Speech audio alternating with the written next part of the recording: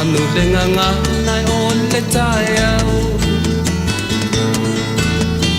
Abe o le la ua puni tia po i puau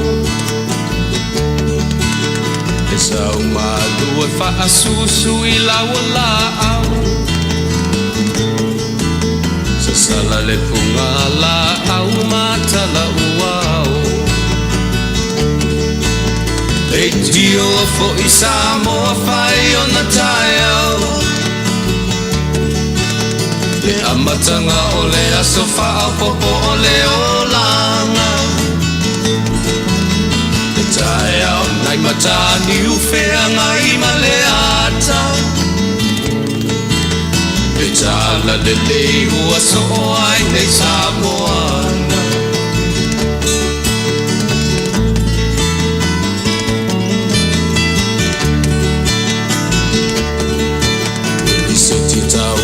Le sua malie o le vine ula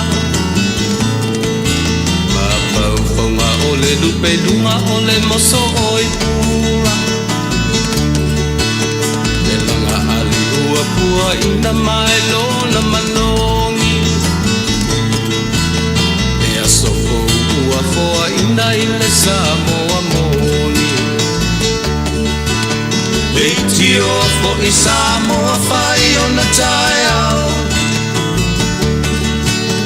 Le amatanga o le aso whao popo o le olanga Le tai au nai matani uwhea ngai ma le ata Le tala le lei ua so o ai nei Samoana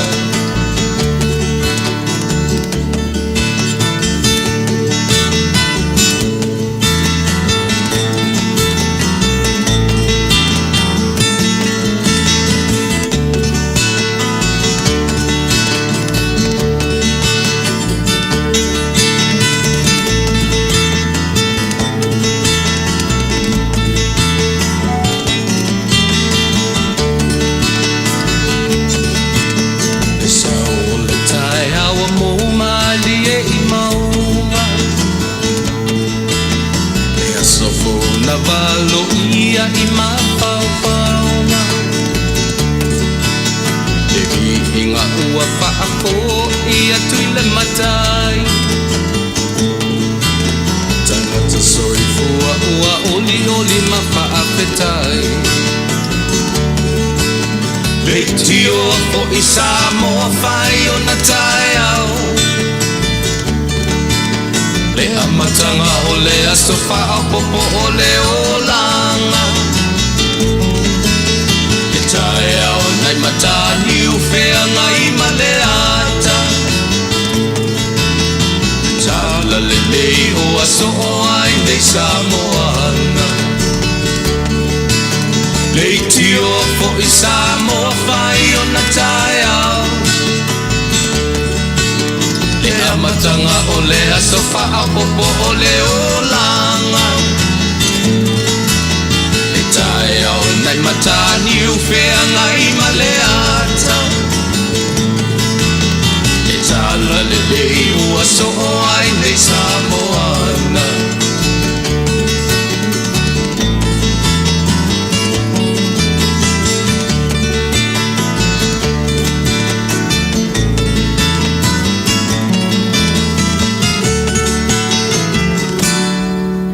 Samoa o le tala le lei ua so o ai ia le atu Samoa ia ma le Pasifika ia ma le toa tele o le lalolangi o te whatalo whātu sua whaman malo ke riso lo tātu ori i manu malo i le nei vaenga o le aso lua se fulu maleiva o le masina o iuni ia a o leo o vai atu tātu taimi ua to e lua minuti e tāli tu lai fitu i le afiafi o na winga o le whangasoroa e ina pongi sāle nei tūlangi o lo whapea o na whao o tuaila mātou tautua mo oi Samoa i aso taitasi o le vai aso. Ia mātu le fo i la whao au i e le tautua ia a se au nanga whai pea i aso taitasi o le vai aso o le aso ia o le aso e atofaina mo le tātou porkalame ia e Fasa le Vale a Taunuu. Ia u te whapena o te whataro whaatu Samoa ai o se taimi i se kone o momua ia on tatou anga i fuila ia lea ia e ave te whaapolo a le whaasangi, ia ilo tātou mataisili o ia e tō tasi ua fuai o no tātou penei i aso taitasi o le vai aso. E te whaafonfonga mai, ia o taratara no atu, tātou whaafesoa ai, ia po te fia atu foi, e whaale ngau malia mai, ia o winga nao leo langa, e le mawhaina se laupa sene uma tātou o no tātou malilie i se metasi, ia i lava le tangata e whatu ese, e pole a lava se mea nga iaina tātou tala noanga i aso taitasi, o le mea taua, a whai o te le tutusa lo finangalo mani mata upu o tau mawhai atu. Ia, o le whatamali i lava tātou te mafutai, o le whatamali i foi, ia e tātou te vala valai, ia me e tu ua le tātou pea whapea e le tāra whea ngai sau whawhonga. Mata nei, ia e tātou e ave, ia se tātou pese whaale nganga, ia o na o ta pena tu foi leo se te talo, ia amatai tātou por kalame o le nei a fiafi. Ia on whapea foi leo on whao, wale tātou por kalame, ia se ia pa ia foi nai toi minute, ia po se toi tula, ia o lau tau tua mo e sa mo e nei tula fiafi.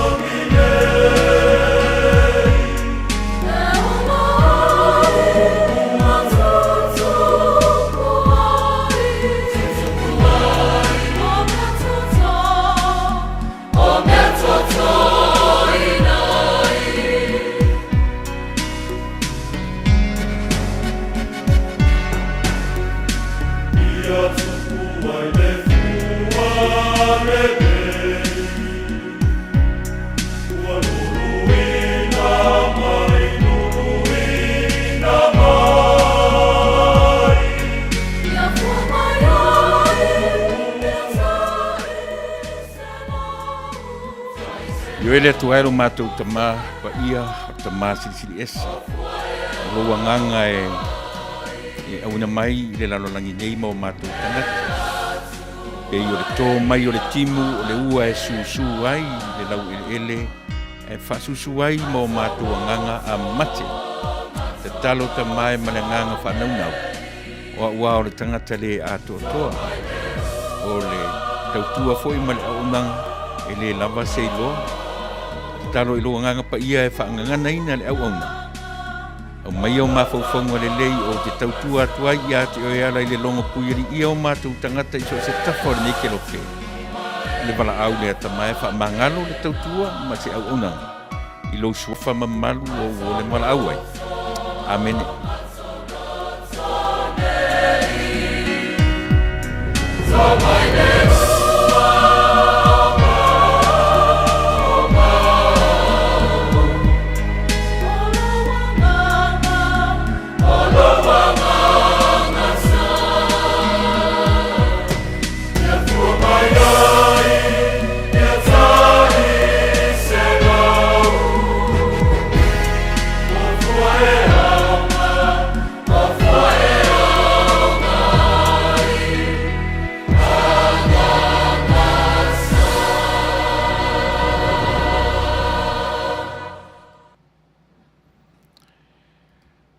Ia, e iari tare tonunga i te tau whinga sa moa e le lei aru tātou mua i oe i me ao no tātou wha mua.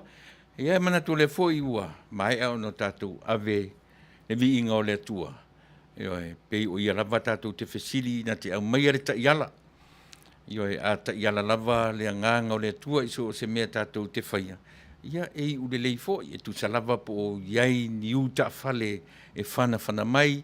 Ia ma tupu ai se toa tā mai o se isi, ia pe watu fo i sa utala e le taunga maa lie sa uwhaafafonga. Ia e whai lea ma mea ese ai o tō whina ngalo ma sa ulangona ia mawhaatupu ai ni vesinga no tātou whawhengai. Me lea rin tātou o i le nganga o le atua e nā te au mai le vai malu i nā a o mātou fo i le mātou tau tuatu mo oe. Ina ia tātou a mata i le lelei, ia tātou whaai ua i oe i le sili o na lelei, nei lo le a mata e o lelei, e a whāde ia ua matua le fie ia le si, ia ona ua wha manu alia, ia se fina ngalo, a pifa pena le langona, o le nei aso Samoa le tātou po kalame, o le aso lua lava ia, o le aso lulu ia te utoi New Zealand Samoa, ma Australia, o le aso lua lava ia ua tofaina, mo lau por kalame masani, e Fasa le Vale, e Taunuu. Ia tele ianga ia i nisi vaenga o le tātou au tautua ma le onanga, e mua lava o na o tapena ina le tu o le soifua maro loina, ma le wha mai o lo wha pea e le mawhai o na o mātou ese ma le tūlanga, e ui o na o leo wha pea o taunga lo mātou le siama o le COVID-19, ai le mawhai o na wha tamala ai le tātou vai, eisia, leanga o le siama e alu, ma toe lea mai, e ngalo atu, ma toe o mai, ia le foila ua o foile nise tete, le foila ua toe anga i mai ina toe maua nisi cases i to tonu lava o California, ma Los Angeles, ia i le mea o lo o matu whapea o no tau. Na mana ia le alui foila lo, ina ua maua, a le foi ua toe maua o iei cases i nei lava i le nei tala whatai o lo whapea o no matu tau tua atuai. Mea lea Samoa, e oe, o te amata i le vaenga lea, ia ona whata atatuanga iei lea i le lautelenga, o mea o lo tutupu i le nei, nu male lalolangi, nia e tainane le ngase o malo, o lo whapea o na ngase aisi o tātou atunuu. Iwa e mora teminei, ia e pei e watu whaalapata inga, e le ngata o California nei, ma Amerika atoa, ai so se Samoa, ai so se tafore nei ke lope.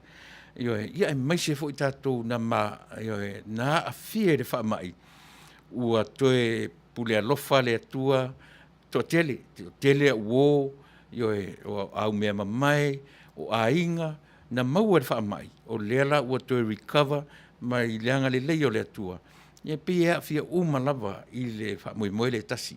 Awane i whapea fo i ua whai o tātou tui, ia ono tātou whatala le eile i tūla whono. Wa amata o na o titilo i le nei atunu, a meise no walu le bank, no walu i le whale o loa.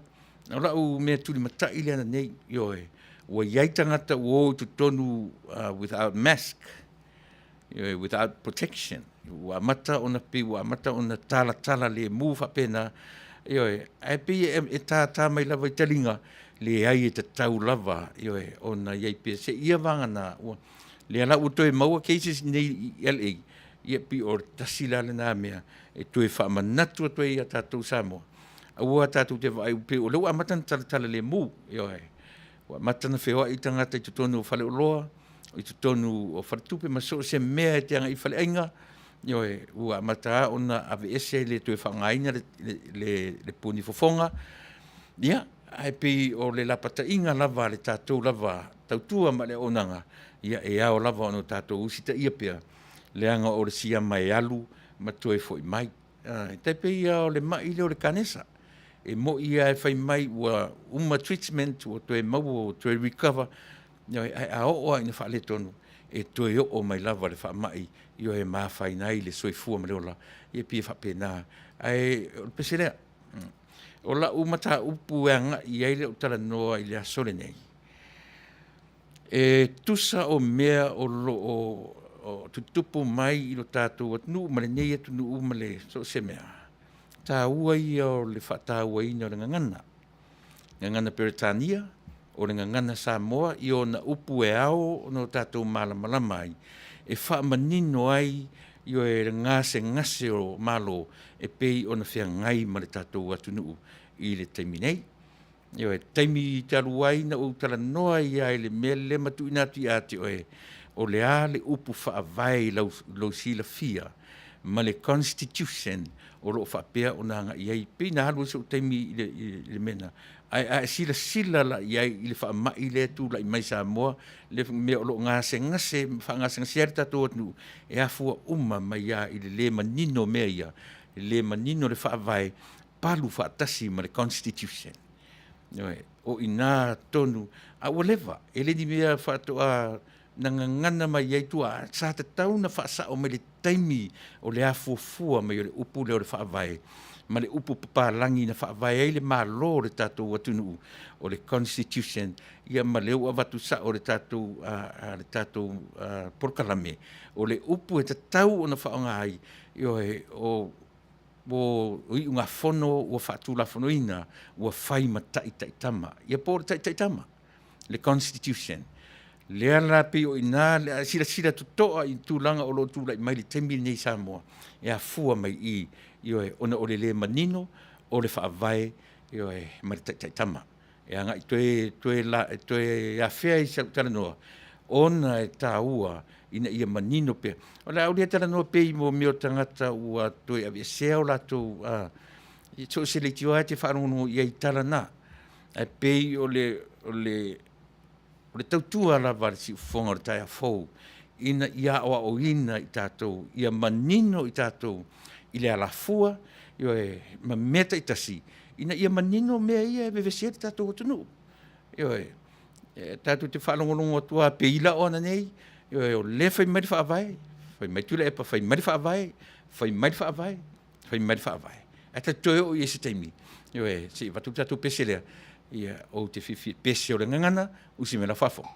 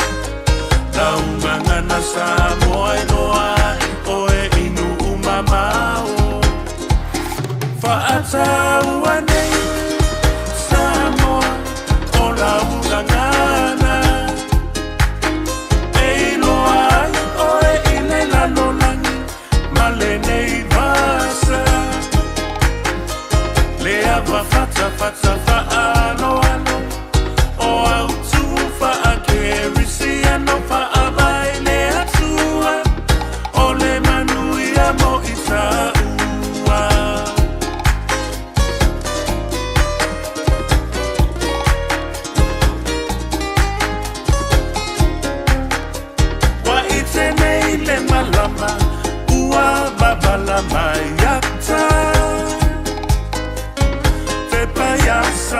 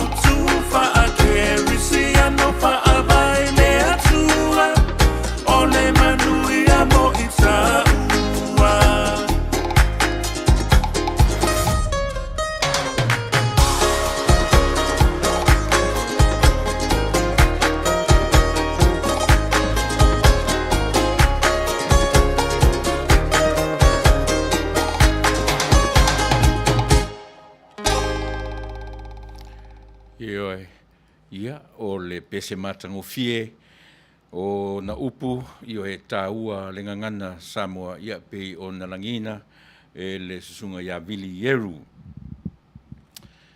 O te toeanga ia i le vaenga o le ngangana, malona whaatawaina e tusa o le tātou mta upo le so, ai mo le teminei, ia se ianga ia tu lava o na toe tu ipea, io e lo fai te toa, i lo maota malawa, e winga i le whaamai e pei o na fiai ua le o toe lilo i la lo i alo tātou motu tutua o yo fiti ia manai o tātou tangata o nai o tātou motu la iti e pei tate alofa iai i tūlanga whapea tu ia nei atunu te tele e le ngata ina Manuia ina ia vave maua le vaila au ia mau atunu te tele io e to tele whaitau wafe mafe whaitau miliona tangata nei si o tātou tamai motu la iti ia le ala ua pe uanga ia tu i fiti ma afia ai ato tele na i o tātou tangata e le whapito fo i se tala noa i o tātou tangata Samoa ai tatonu lava so se tangata ia launga tasia i tātou i le mele o lea whae te tenga i le siama i o e il malona matau tia e whapena sa matou amatatu le matou por kalame tau tuana Samoa i o e awane i tātou whatala le mo tātou le maua le soifua ma le ola whae tete ina ua whapea o mai le vaila au. A o tātou pepese i le vaila au, a o tātou leo e whai o tātou tui. Ta silana na mea sili o na whaingata. O le isi mea sili na whaingata Samoa. O le tala lea mai, ma tala o le savili, ma tala o le matangi, o tala o le social media, ua pei ua au mai o se tala e ono e threaten ai kākou. E whawhi ai tātou ma le o e whai le tui, ia ai pe ona tau fai atu ai tango fai tau tangata o Manuia ma tangata ua e whaalongo i tala i o tele o isi tala tatu tele te tonuina ai le lei a ua tatu te whaalongo tala na pe ai lo tatu ni tangata whape na le whaalongo tala ma le ave i tala ai le fai ai le me te tau na fai tuilo fai lo tu pui ina ia lave ia ua a e mai ia tui maleisi tangata mai ia tui maleisi tangata mai ia tui maleisi tangata o ai la tua ia le tangata na mua mai o na olea o le whata malusi mat whafonga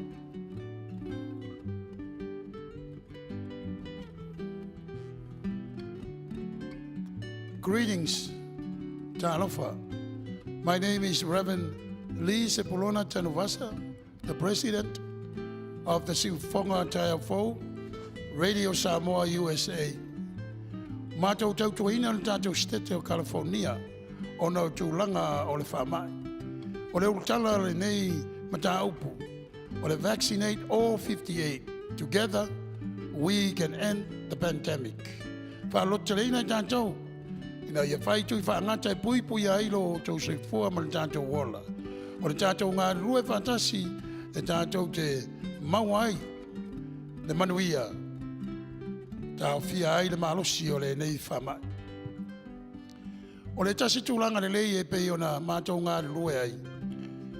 O le longoina leo o tau i tūlanga o tui whaangata e pei o na saunia i le tātou stete. E le aise tongi, ai tolu tui e mawhai o na whai eilau whilwhilinga. Ai ina ia maua whamtalanga anto toa ma le lei, whamole mole. Longo o le tātou stete, wala au le numero le nā, o le valu tolu, whālua lua, whālua lima. E le ngate nā o le upenga te whailangi e pe on tui nātu. myturn.ca.gov. E maua o mai whamtalanga, ia a wā lou sila pia le lei. E whai ai lau whilwhilinga le lei. I lou lava whinangalo whaintalia, i le tui, o la e talo sangaina. Ina ia Manuia ai lo soifua. Pui ama ia o e le ne whamai. Pe a whai ele, whai e sau tui. Ele ngata i lea. A wata tau te whatamala. Ia furupea o tau ao. Whai le ufi fonga. Tau si le vā. Ina ia pui ama ia te ilantou. Ele whai ani o latou tui whangata. Ia awa lava lo latou fo i soifua. Manuia.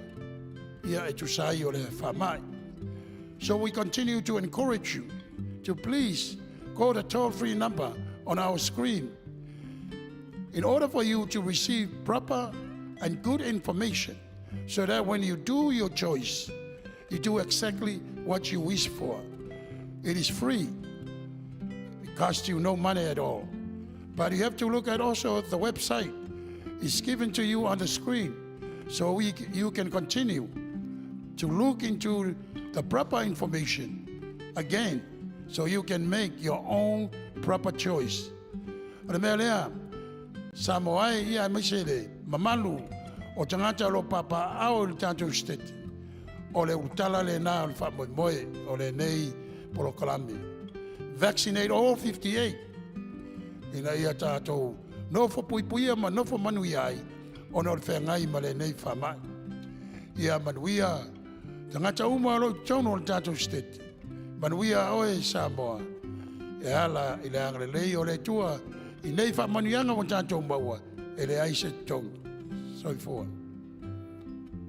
Welcome, dear families, friends, and fellow citizens. I am sitting here before you today in honor to represent State of California, vaccinate all 58. I, Pastor Samuel Alopopo Matafeo, pastoring Sifafonga o the Taunuu Family Church. I am also an announcer, Sifafonga o the Taunuu Family, Radio Samoa USA. I also work at the cemetery, Green Hills Memorial Park, mortuary, and cemetery. I never seen or experienced anything like this in my whole entire life. I have seen many people that are crying from outside the gate, not be able to get in to say goodbye to their loved ones. Because of this pandemic has brought so much pain into our lives. 15 months ago, we were in the darkness. Now, thankful, the state of California has offered to all of us today a free shot at it. Pfizer is safe and used.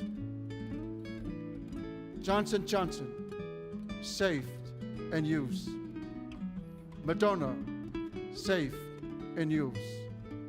All these three choices is available to you, is free. Samoa lea tunu pele. O te pai malu atu o tō pa ia mara o tō mamatu. I lea o lawa ia lau puata mawhainga. Ai pau ole nei. Watu ina mai e resitete o California ia te i tātou umalava. Le whaonga ina o le fisosoangi tāua, ina ia puipuia mai ai o lo tātou ola, ma le soifua, mai whainga tā ma puapua ngā o le nei whamai. Wa ia tu ina mai a te i tātou le whaapuina whapea, e le ai o se titongi, i le nei tui e te whaonga ina. Samoa le atu nupele, alo maia, whai o lo tui, wa o mai e se tete o California ia te i tātou, le nei fisosoani, sili ona tāua mo i tātou umalava. Samoa ia Manuia o lau whiriwhilinga. Soifua.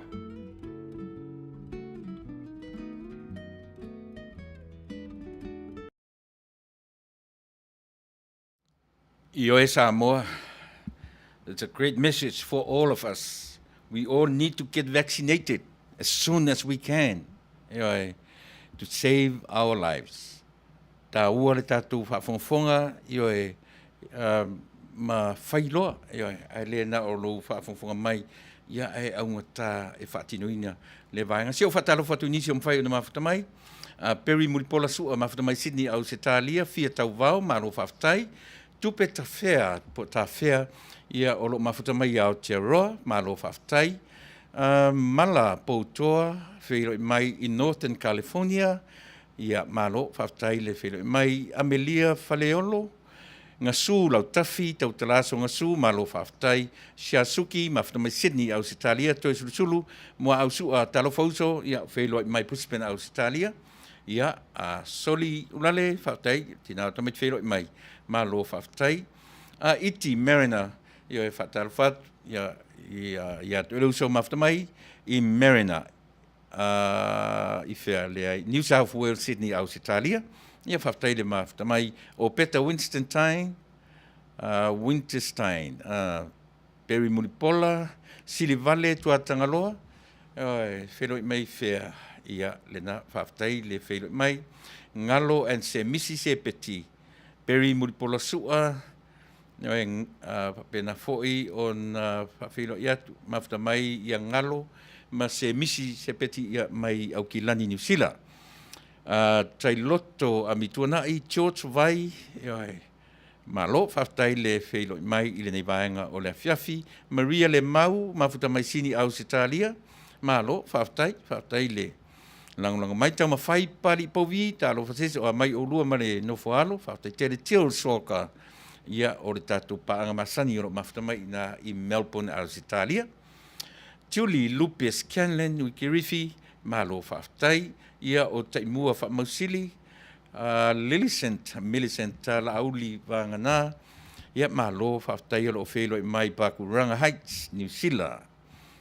Fia tau vau, ia wheloi mai whea Utah, whaftai tele, ia le mafta mai ile nei vaenga o lea Fiafi Benjamin Che, and Grace Monanu, ia malo whaftai, ia le wheloi mai ile nei vaenga o lea Fiafi Lisa Sister, ta Vale, ia maolo semi, ta alofa sis, alofa tele atu mo lua, oe male no foalo, alofa atu. Amelia Faleolo, liwane tau whetee, whaftai tele, ia le fia tau vaolo, whapea mai, oa uia, ia lena, ia le lei. But I always acknowledge their arguments first. Ia le lei whaftai fia, be wise and vaccinate, ioe, sao le lei. Fuatino la ulu, analosa mafoe, Tammy Fiso, maftamai Melbourne, whaftai tele, Tini Muasau, ia oro maftamai inai Colorado, Colorado Spring, ia whaftai tele, ia le maftamai le nevaenga le fiafi, Fuatino la ulu, wheilo i mai Fuatino i Seattle, Washington, ia o lepa po le papesta lilo ta leni, wheilo i mai New Zealand, ma maori mea ia whaftai tele, pito ti mai.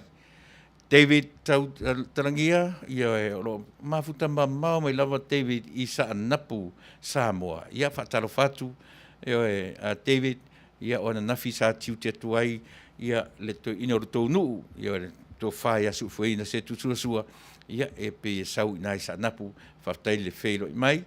Pito ti mai mafuta mai i Melbourne, Australia.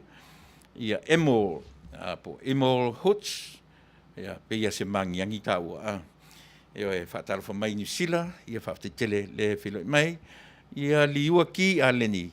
Rita Tui Enderman, whaftai Rita, le whelo mai Fuatino whai malie, korinito mai lei matau ma whai se leni, whelo mai Sydney Australia, malo, whaftai, ia le mafuta mai. Ua tele tala ave mai, ia e ui na mamau mai Amerika le nei tūlangi, ia ua avea lava le mea o le social media, ia ma le technology, ia po le teknolosi, wana whaapu mo ina le lalolangi, ia ua whai o le ngā luenga le teknolosi o lo whai le teminei, wana au mai a le lalolangi in tātou whio la e o le metele, au mai a le teknolosi le lalolangi sama i mea whapea. Atunu te tele o kontineta, ia ua mawhai o na tu whaatasia, ia ma meo o iei tātou tama ia tumotu. O le me tupu i Samoa, e le i atoa se 5 se kone pe le atoa fo i se minute, maua i Amerika nei, ma so se tafa o le lalolangi. Le winga nao lau tala, ua whaapu mo oina, e le teknolosi, le lalolangi o e soifua, ma o wolai. O te leanga i tele la i mea o tupu ma mea ua maua, wai whaingofiao no tātou whaitau atu, o mai live ese mai sa moe whaamatala mai ai tātou, le lua se furuono still, the same number for the fast supported, political party, ia au lea la ua reduced from 24 to 22, I think, pe sa o au pele ai, pe o mea na whingofie o no tātou maua. Tau sala ese alava le tau tua si fonga le tai a fou, e tau mawhai ina ia maua se mea o ina i tātou. Ina i o tātou malama, pe aisa, tai pe ia o le virus lean tātou tala noa nei. A o tātou le malama i le virus, maona a fianga, maona a unga. E na ona tātou whalongolongo ala i foi numero o tele lau whioti ma tele. Ai le mawhai o no tātou tau mawhai, whai se me preventai. Leanga na o tātou whalongolongo i tala mawhai numero avi mai. Ai tātou tele tau mawhai i o tātou malama, pe aisea, e mau ai tātou le whamai. Whapea umala i Samoa, e whapea umala lai i le whamai o lo tūla mai i Samoa, i ngase o malo. Pe ona whai atu. O le sau o tala ave, o le au mai o tala, ia o le o tātou maua, o whamawai nisi whai pule. O me whaingofie mea na, e whaingofie o no tātou maua. E whaingofie o no tātou whalongolongo atu i tala, ia o lea ua malele, tu mai le mahalelenga lea o le malo, o lea ua o mai le whetal, ia le mahalelenga, lea ua au mai le tala, a le taitai o le malo whamuli, ua tau mawhai e tapunia le malo Samoa, i ona vaenga uma. Ia matoe tau mawhai e whao ngā le SOE i le vanga fo lea ia po le state of emergency. E ui o atu se wha mai. E pe o winga umana e whaingo fia ono tātou malama mai. Pe a whai tātou te manino le ngangana. O le ngangana lea. Lea e whelilo na i le whao ngā ina e o tātou tangata. Ai mese lawa i tonu i mafuai o na au mai le malama tua i mtatou. Na o pese atua i te vai ason te nei ma wha malama le upu leo le wha vai. E sila ne iai Samoa. Leo ua umana au mai le tala ale wha masinonga. Ai pei o i tonu lea e au mai e le vaenga lea ale hero pipi. Fai mai le wha vai. Fai mai le wha vai. Ai se a Samoa, ai toi whafonga i rina. E na e manino e la ia lea. O le hali mele tam whai e toso mai. E le o le whaavai. Se o le whaavai o tā ua pe o na whai atu so o Samoa. E le o ina e whaavai ai tā ua. O le Constitution, e le whaavai ina tā ua ma le o langa o le Samoa. Ia lea i la o amata tu whaapea. O le ngana e masani e le lalolangi. No one above the law. No one. Le ai si lunga atu o tula fono. No one above the law. But guess what? Only Samoa. Only in Samoa. E iei tangata is always above the law. Le la tatu tala noa le tāu o ngangana. O Samoa la vaia. E iei le tangata I lunga atu o tula fono. O ai. The head of state. A whai te whia manino, mea lana o whatu e esele mea tau o whaavai, e esele mea tau o le taitama, Constitution.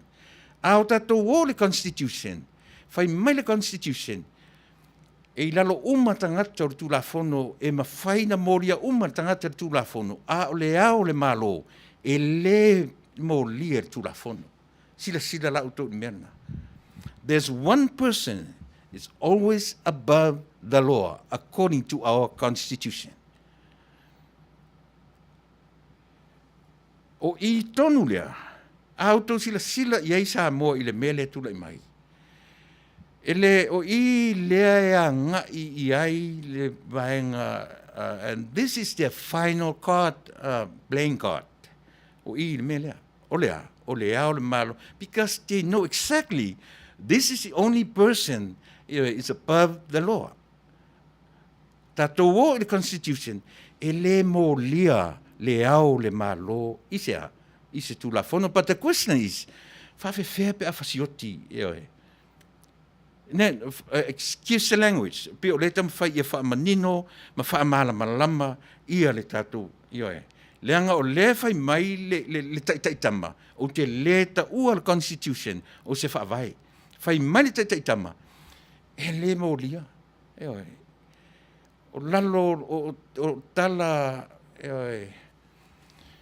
ua uma o na whai unga whanoina, o le ao lo tatou malo e le mo lia, e sahana mo lia stu la whono, Lala le winga o le mea. He's above the law.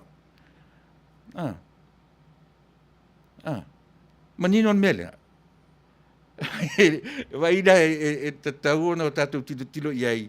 Lenga o le lava tātou te tau langi le mea tau. Everyone supposed to be what? To be where? I lalo ifo tu la fono tangata uma. A wāneila. Ioi. Po le harto inga whaupunga, pe discrimination ni tātou whaitau iai ilinga ngana ese. This is some what I'm talking about. Po le hale tātou whai mai discriminate. I le tātou wa ai ni no nofa tui whafo.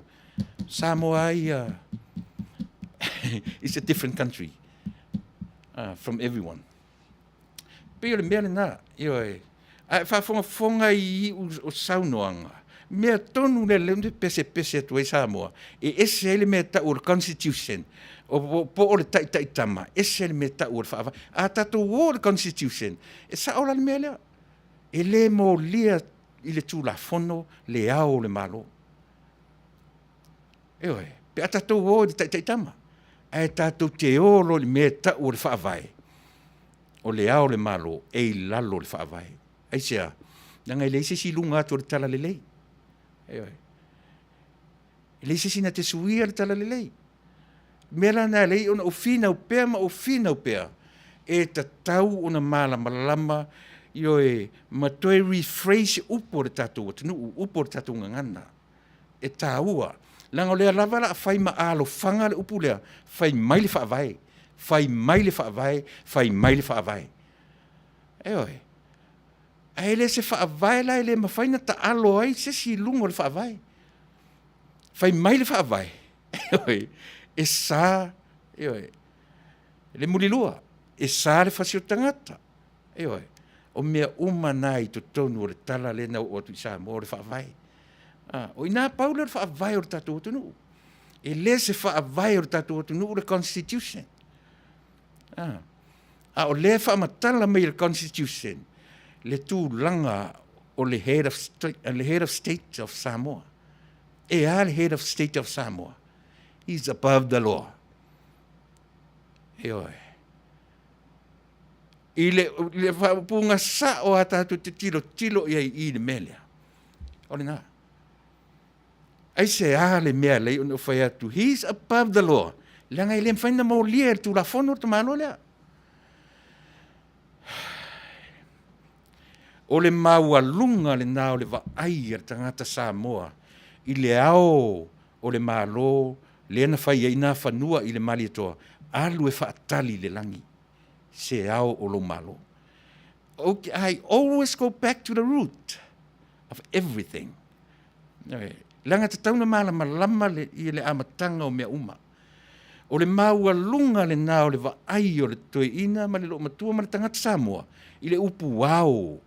O le malo. Ao o whaalupenga o te pesepea ma o pesepea i mea ia ina ia malamalama. Lea lai te whaalongolongo le te minei au maise sau noanga a le ao le malo. A le pāle mea i le te minei. Whaamuri. O lea e whai mai le whaavai e usita ia le upu a le ao le malo. Ai wa aila le mele le tasire mele no whai atu. O le vaenga le lalo le ao le malo. E i le constitution, e le i le whaavai. Mau mai, e i to tonu o upu, e i to tonu o upu taitama, po i ngā whono ua uma o na whaatura whanoina, taitama. E ese la constitution, e o whaingoinga o taitama, ese le meta ua whaavai. O le constitution la, e iai to tonu le mea lea. E le mawhai o na mōlia, o le ala le mei tu tonu o le constitution, e mawhaina amend.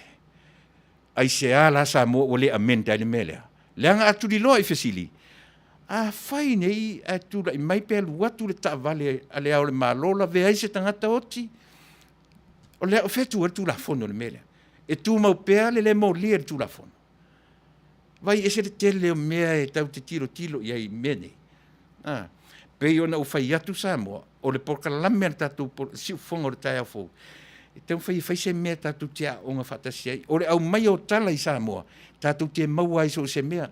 E te o satu I lau tau mai le wha mawai o leota, le wha mawai o sui o sanganga wha, wha mawai le sui o whale alupo, tātou te maua I so se mea.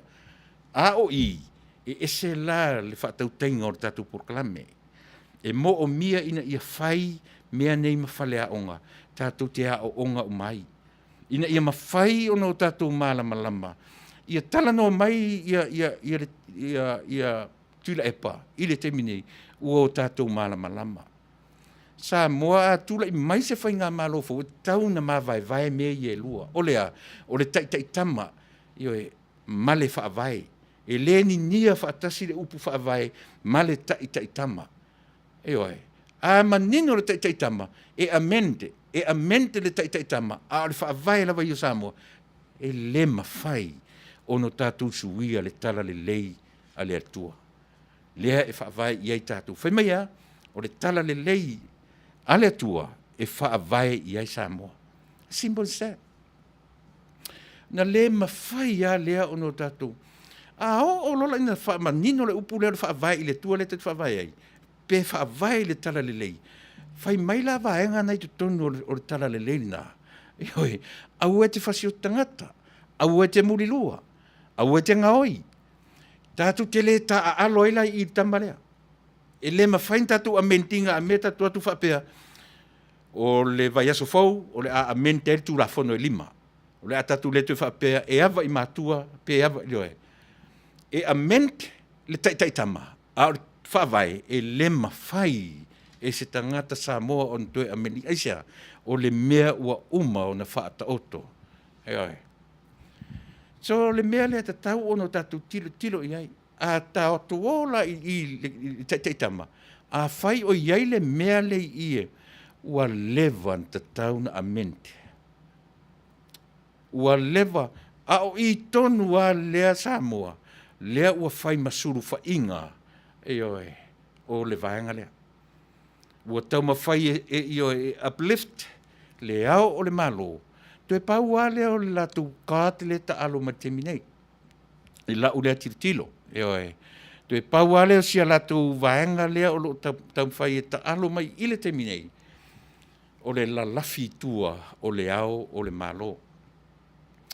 Ia whatalo whatu, telo I tātou lole wa fusuanga, o suitupe selu, aise a ele mori ai, a whainga mawhai e South Africa, nga chair, le na, a fu ile te whai atu suitupe. Mea na e leinto o tātou o te whaalongoa e ese a Samoa mai atu nu umalalangi.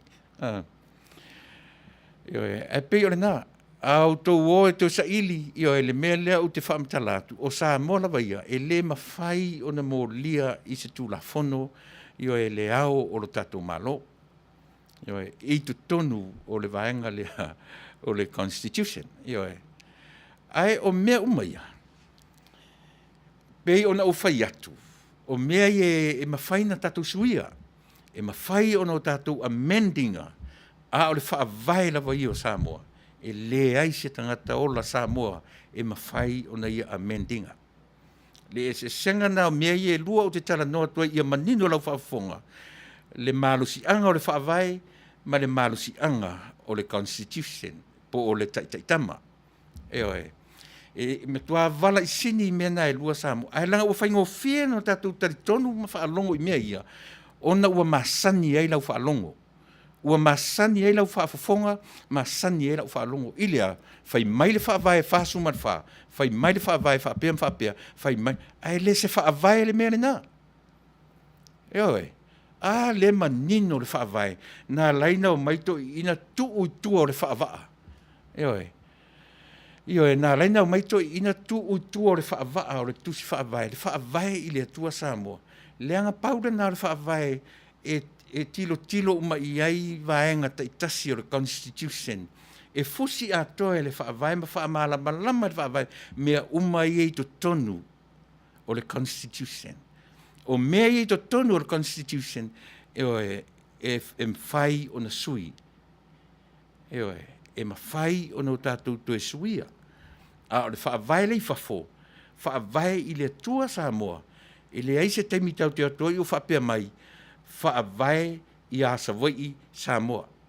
E le mawhai no tatu, mena lai manatu ina, tu ue whafo, e whai mawha manatu i lana constitution, po o lana taitama, o le atua e iai umai lalo mea ia. Le ai se lunga atu, pe sili atu na ilo le atua. Eoi. A lea ua whai ma alo whanga. Eoi, a lea ua tatu manino. O mela ia le la o to atua me e tusa o le tulafono. Lea na tatu ua whai mai le vaenga le fast.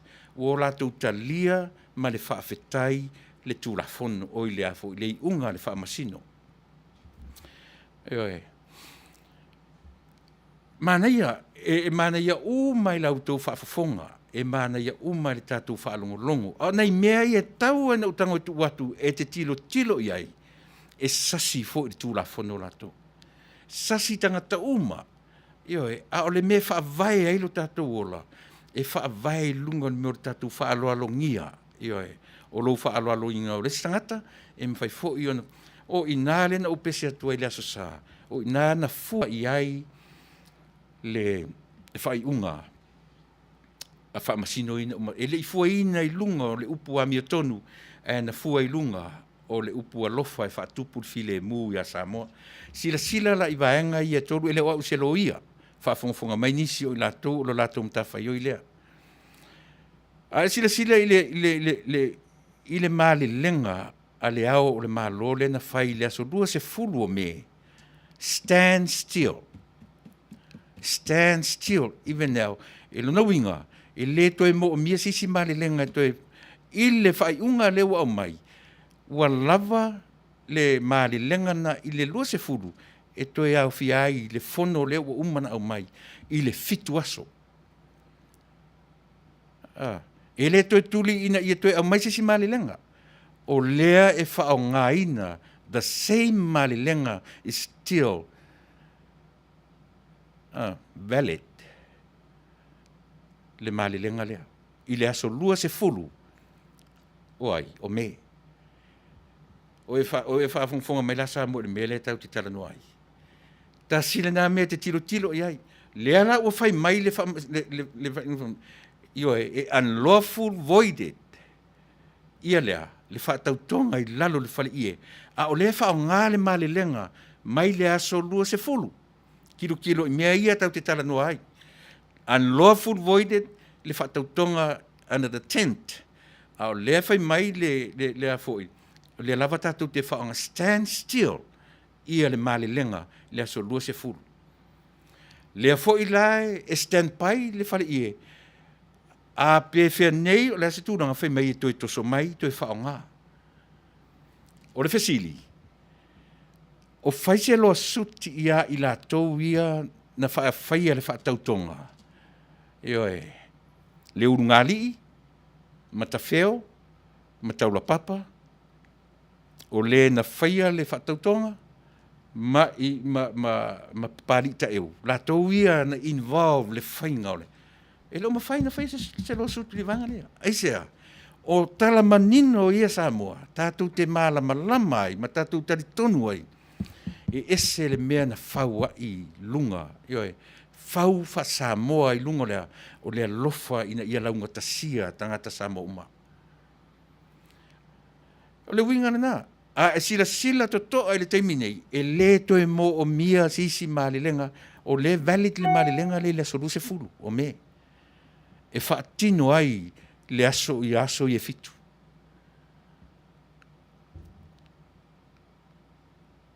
E sao. Tu sala pe le to e mise mali lenga ale ao o le malo. Le valid le mali lenga lea. Ai tasia upu e sere tā ua. Mea na o te taritonu ai au. Le tatu porkalame. E le whaongaina le upu polo inga i le ao o le malo. E le whaia e se ao le malo se polo inga. Ao le ale me whaia le ao le malo o le mali lenga. Leanga o le mali lenga e ofa atasi ma le upu alofa. Eoe, e alofa le mali lenga. E tau te tala noa lo le upu polo inga. ia le lau whamatalatu, langa e fia le tatu porkalame, o le upu polo inga, o inae sa wele upu polonga. Polonga, it comes from the word polo inga. E leo tātou lan tangata tausi polo inga. O tātou o tangata e alo lofa i le polo inga. Tātou te whaatinoina le polo inga. Ai tātou te le tausia ni polo inga. E se le meta o le alofa i le polo inga. E se le meta o le tausi i le polo inga. Ai sea, nanga tausi ai le si te mi. Vai le o le tausi ai le te mi nei. Nao nanga ngana ai. Ma neia upu i le whaalongolongo. Ai leo tausia. E ui e se ai tātou te leo whaongaina le polo inga. Alea, a le tūlafono.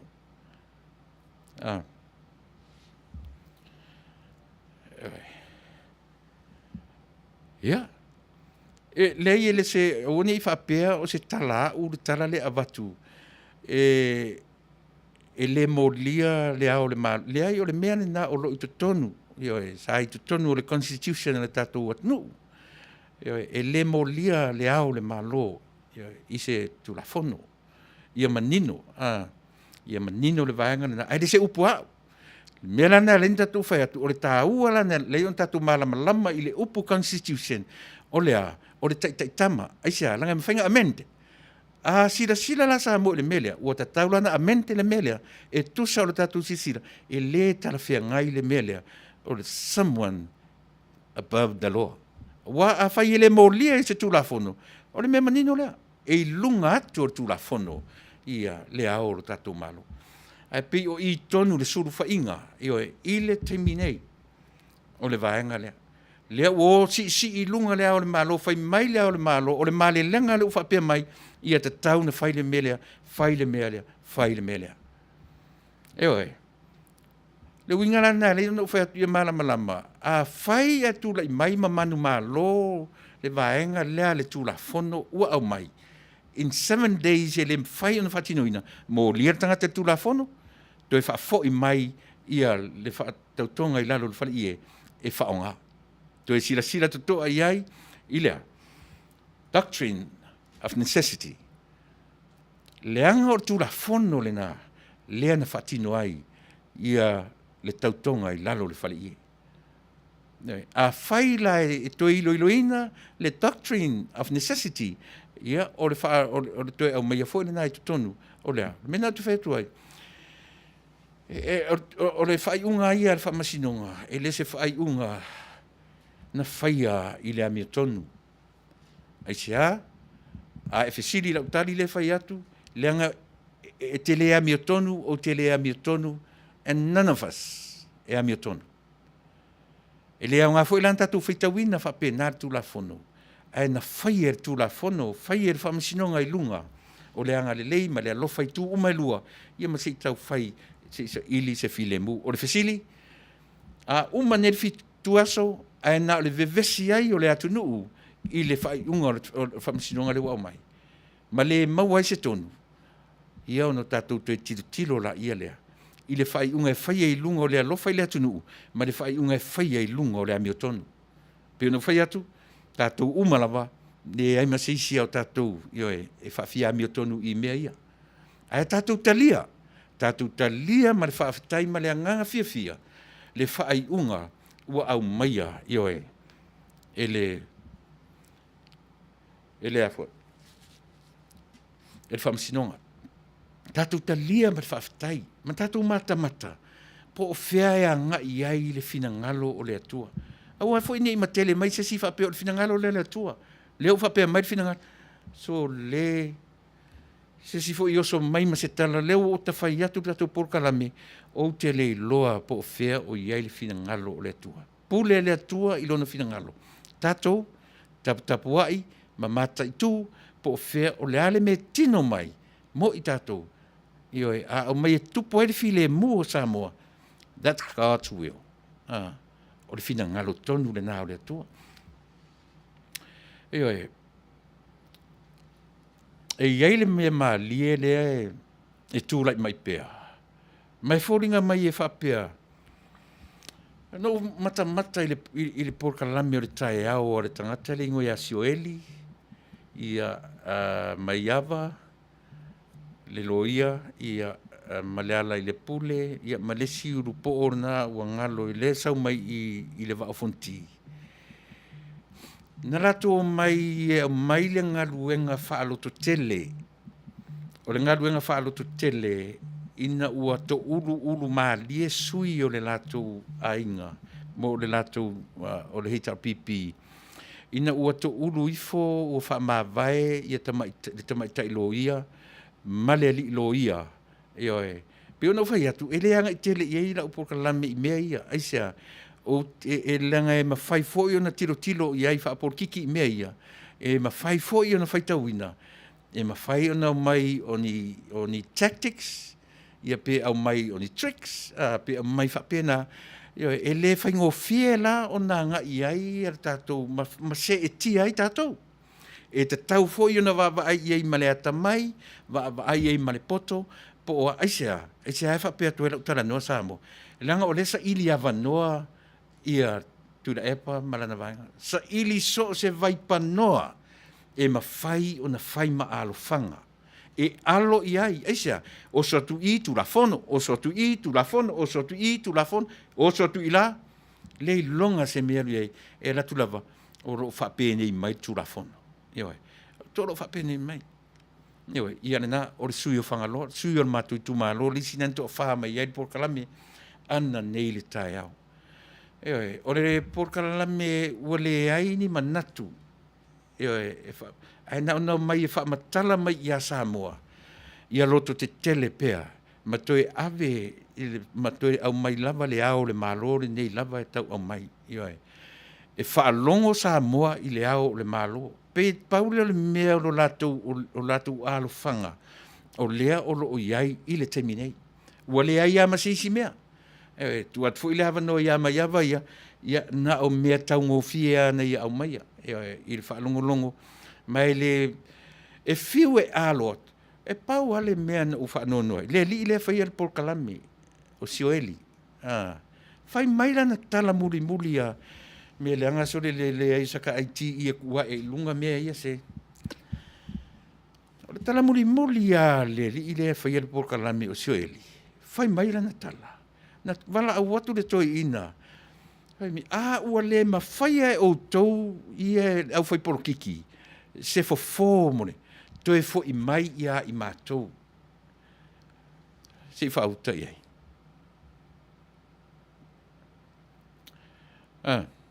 Whai mai e toi fo I mai oi mātou. E refer I le atunu. E refer whai mai toi fo I mai toi o atu. E eini ana tupe whai ai. Toi whai e le pālota Samoa. O ai e whai mai e toi atu. Toi mai. O lea ua tautala mai fwe numera. Ai sanga vinga lava e toi fo I o lea I le atunu. Lai mea len toi fo I le atunu.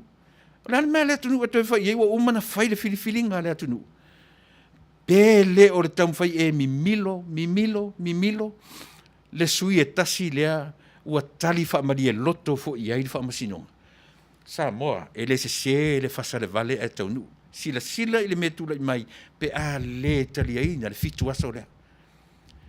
Sila, ioe, totoa I eil sila I le mea lea. Ioe. Ai te vai. O lea ua mai pe e whai matala maalie. Ua pe e whai matala maalie le siu. Ioe. Na maalie na luatu a le tali o le whamasinonga tali e ma o mai lungo le latu. Tali e whai mai. Ia lea ua tali mai le whamasino. Lua aso. Au toi tilo tua nei. Ai ua va ai ioe.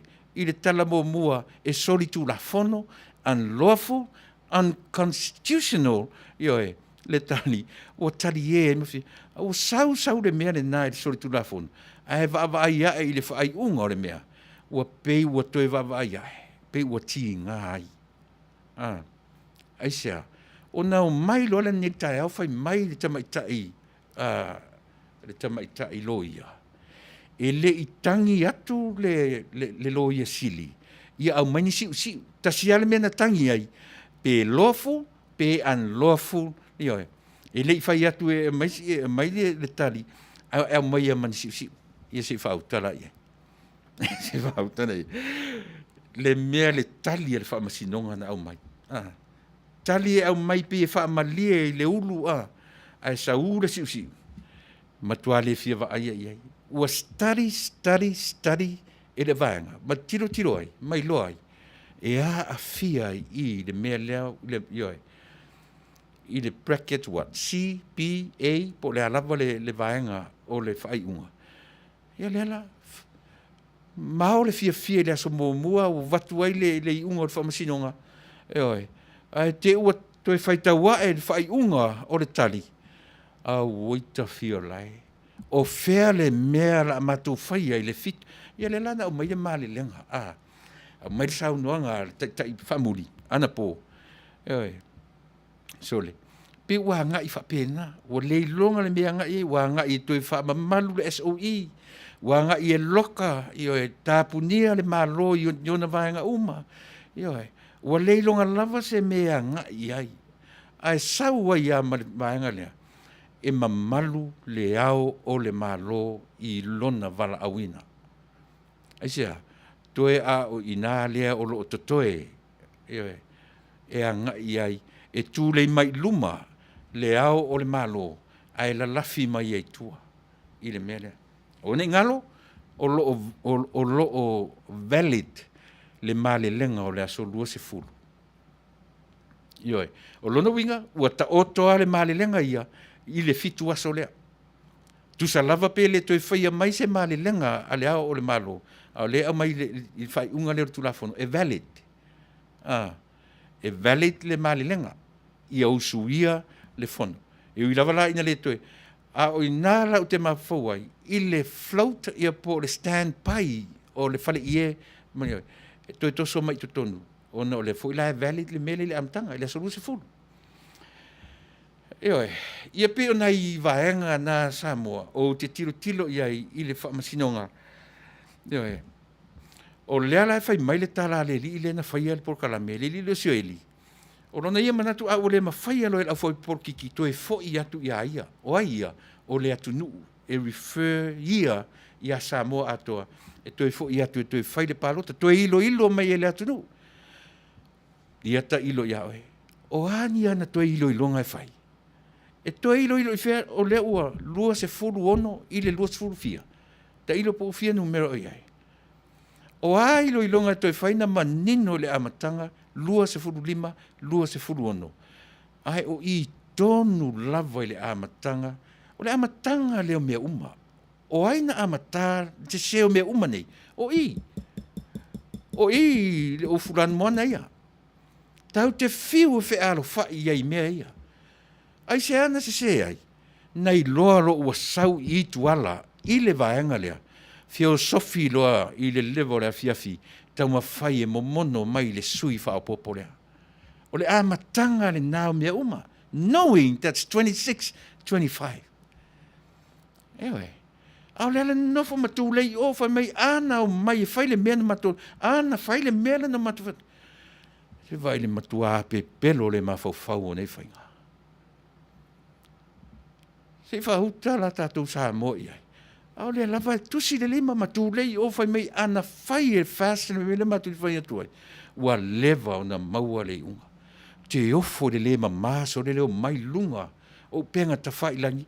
Au lea mata I tu watu le lalo langi ato e oa I le pepe fto a whanau ona po e malama lama ai. Malama lama I lea. So le malama lama le lei I le mea le tamu whai mai. O lea le mea le tamu whai mai. Mi milo mea. E tele mea o tamu whai. Ia e tilo la le tala le whamasinonga. Na oro le whai mai. Sila fo ila le whamasinonga mua ma le whamasinonga. Tutu sa le lei lava. Wha malia ina. Io e vaenga e lua. Wha malia ina na whai lunga o le alofa ia Samoa. Ai li whai e lunga o sanami o tonu. Sila la le melina na amatai. O le mea lana na ti ngai. Ai sea, e sa o la whamalia ina se 4% le ono tangata. Ai alua tu fo ile me pese siu. Lau tau sui tau whaofi, lena tau whaofi mai. E le talia nei o ana nafi matai au. O le se senga la nga o le unlawful void le mai i le whamasinonga momua. Ma le unlawful void le ua whaonga i le tautonga i le whale ie. Ewe. E sa ope se. Leanga o le mea umana na tutusa le leia. Au le se senga la o le void i lunga i whamasinonga momua. E le to e whaonga ina le suiti nā tau whai e whao popo mai. Nei, ana nafi, tae au, e le ai se mea whapena o iai. Ioe, e le ai se mea whapena o iai. Ai sau le whamasinonga i muli. Whao ngā, valid, still valid, le malelenga from the 20th of May, still valid, stand still, whao ngā, e whao ngā pēr, ia lea. Le tautonga, le whare ia stand pai. Au le au mai e unlawful void, and yet, e stand pai pe a toi whaavasenga i sisi mea. Pe a whaia, e le whaongaina le fitu asolea. Tilo, toto ai mea ia, e tala noa tuari tatu por kalame. Eoe, ile se folu pasene, ma i le whaamasinonga lea. E tātou te alolo wha oma i le whaamasinonga, wha aloalongia, whai mai fia me, ta lia ele nei ainga, ta lia ma le loto maulalo, ta lia ma le whaaftei, and what if something else will come up after 7 days and still le ai se fono whaia. O hai la a pa u i ele mea lea. Pe a whai fo'i o le a le mawhai o na whaatinoina si u ia o le tūla whono. Samoa. O hai la o le a pa u i ai le mea lea. Lea ua mata i tū la tunu u. E le o nofo le lei i le ofulan moana. E o i lunga le social media wha matala lo la tō fo'i loa. Ti ngā lava na whai atu ai mai a e mimilo lava, e mimilo whai mai a o la tau e sāwa vali le whaavai. O le ale whaavai so le. E tasi le whaavai o Samoa na o le tala le lei i le atua. Ai le o sāwa vali ai tātou. O le nā, a whai o le nātu, o le na winga o le constitution na sāwa vali ai o tau. E le o le whaavai. Manino mea ia Samoa.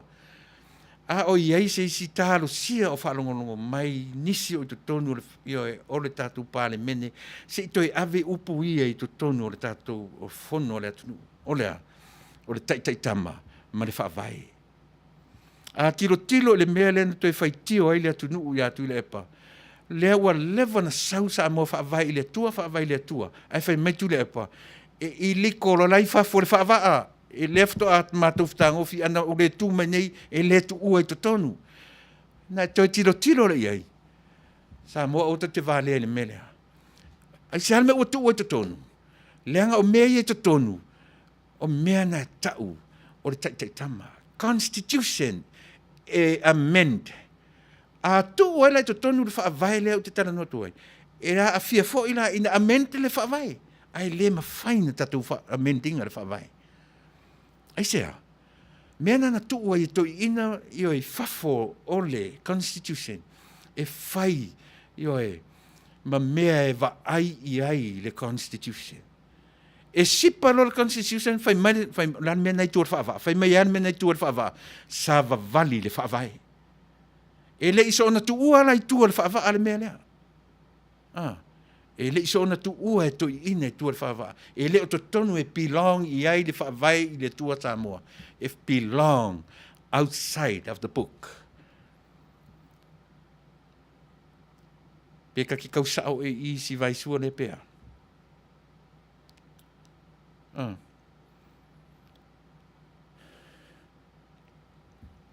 Kausao e apea. E le iwa lea to i ina na leina tu tua le tusi whaavai le upu. I tua o le taitama le upu. Whaavai i le tua Samoa. Leanga whaavai i le tua Samoa or the foundation, because we were found in God. The found. We were found in God. Foundation. O ina e whaavai ai le o langa o tātou Samoa. Whaavai i le atua o tala le lei. Na taunu watu na ole. Yeah, let me go back to the root. E ala na o tala no i le mea le o le whaavai lea. Leanga o i e sauai le mea ta o le ao o le malo. O le a le ao o le malo. O whea na whaatali i ai le ao o le malo. Le mea le na ioe o te talo sanga ai le whainga malo tu e sila to toa i le tangata na te tau a vea me ta o le ao o le malo. Ai sea, no one else na lu sa ili se ao o le malo. No one else but Mariatoa himself. No one else but Mariatoa himself went look for that ao le malo. E latu whai mai le atua ta maitai, le atua wavalo Samoa.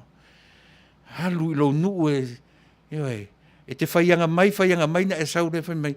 Halu i lo nuu, halu e toi nofo i nāma whaatali le langi se ao o lo malo. Le lelo o ta pena atu le amatanga, ina ia manino mele o te whina watuai. O te leo whina watu i se mea whaata e lunga. O te tala noa atu right from the root of everything. Whai mai le tala na whanua, Mariatoa, watuai mai.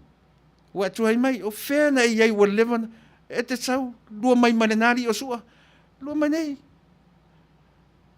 Wa uma. Sale. Le se au, le se iu. E la ngila la mena whai atu. E ngā o ki puka le mea ngeu ke la ko ngira ma o rua e ke noa. Whau tau tau Samoa. Whai mai le tala. Fo i ilo nuu Mariatoa. No fo ai mai whaatali. Se au o lo malo. Whaatali mai a fitse manu e tau i a Mariatoa vainu po. Whaatoa. Tau nuu i nāre me tau le au le malo. Fia tau sanga o whaatali le ao le malo. Ai sau le ao le malo.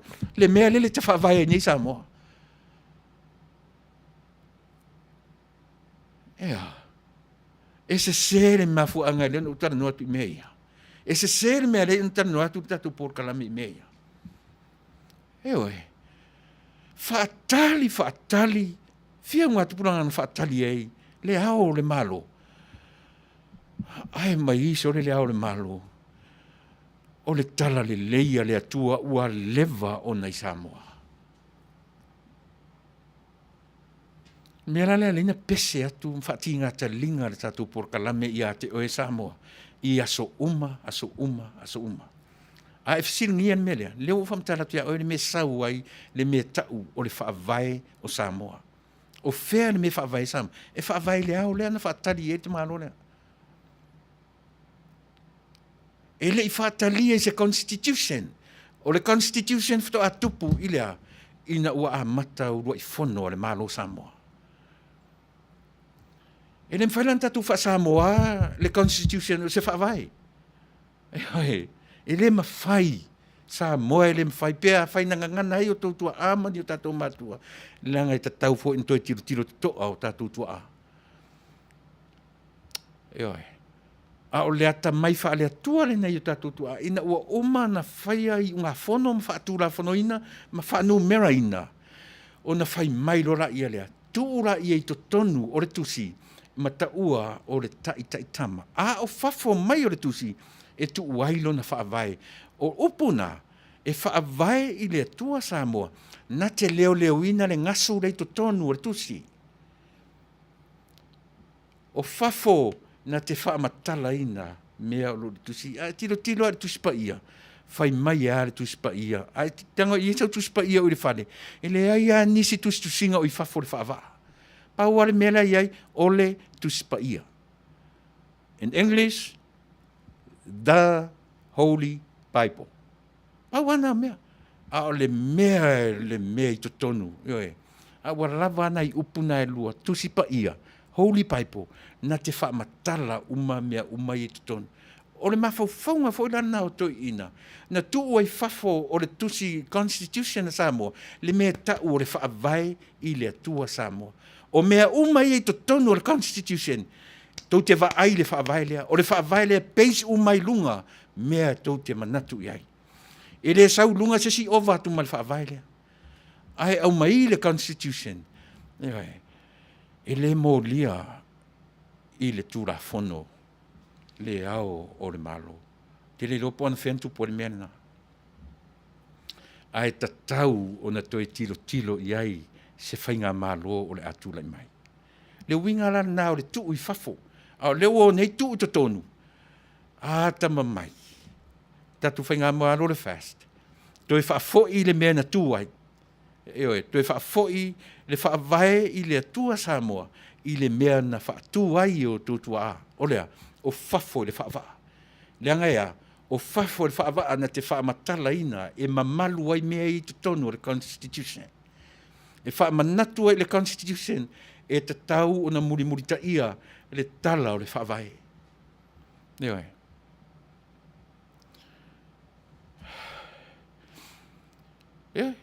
Ia le lau si i le heita pipi, le tatou ao, le tatou malo, ona pei ai le se ao le heita pipi, au le se ao Samoa. Te le whaale tonu. E te le whaale tonu. O whoringa mai, o le ao, o le malo, o le ao na o le heita pipi, au le se ao mo Samoa. A watu fo i le whaale tonu o le ao le malo ia. Ia ma au ngofia tu ia, tonu atu lava ia, e le tangata e tōtasi, mausi tai, ai le se tilo to toa, i ona tiute, ma ona whaiva tau ave, o lea, o ia, he belongs to all Samoans.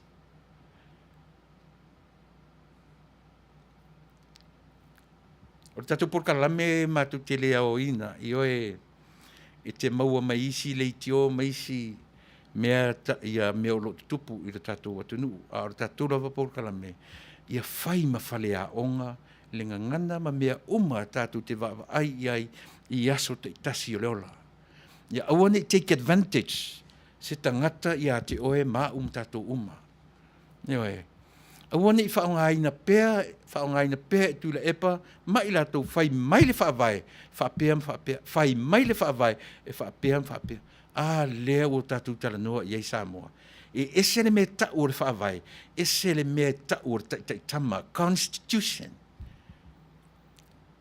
Tau te maninolo i mea i ei lua, ona le leilo lea malau whaalongo, ma e whapea atu, so le, se aware ni nia whaatasi, aua tātou te ni nia whaatasi upo le ngangana e whaale tonu ai mea.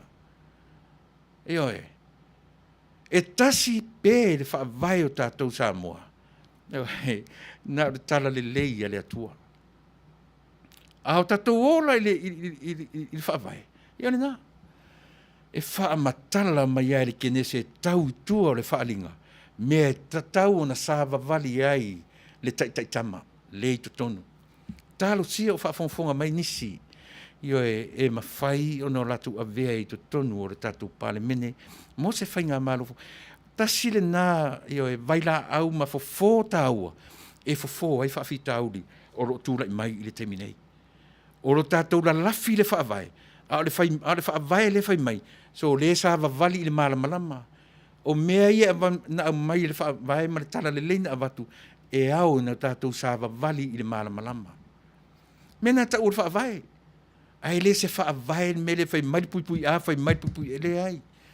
Whai mai tura fono. O le taitama a le atunuu. O whare nei atunuu Amerika. E iei lava lona whaavai mautu. Lana taitama mautu e sāwa vali ai le atunuu tele nei. Ai whaavai le atunuu tele nei. Ilea, whai mai lana tupe. In God we trust. Pia manaia ia si vai fo i se tatu pese ni te iwa lau whaafonga ia anto e fo i me fo lea te e whai atu le tatu. Taua pese o ngangana usi me lau whaafonga.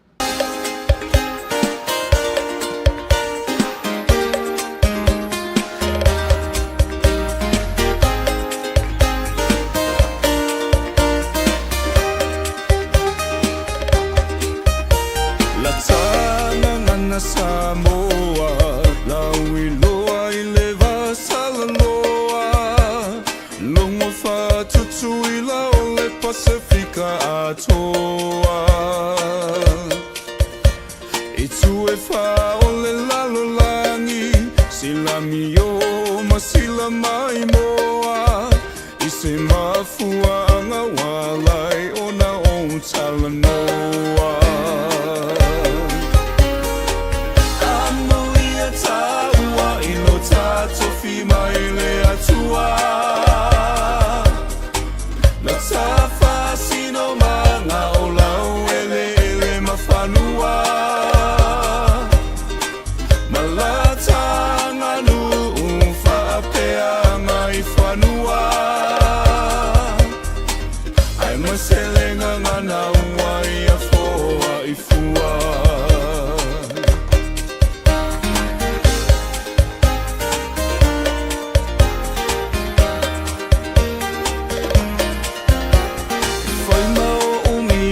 Mitanga Bea talanoa ila ungangana E a whele whaalo alo ni saunoanga E laulele ai whetalainga I le wamalea wa whatawhata Ngangana whaalo alo na te la e mea umalawa Taua I lo tato fi mai le atua Na tafa sino manga o lau ele mawhanua Malatanga nu whapea mai whanua Ai maselenga ngana uai a foa I fua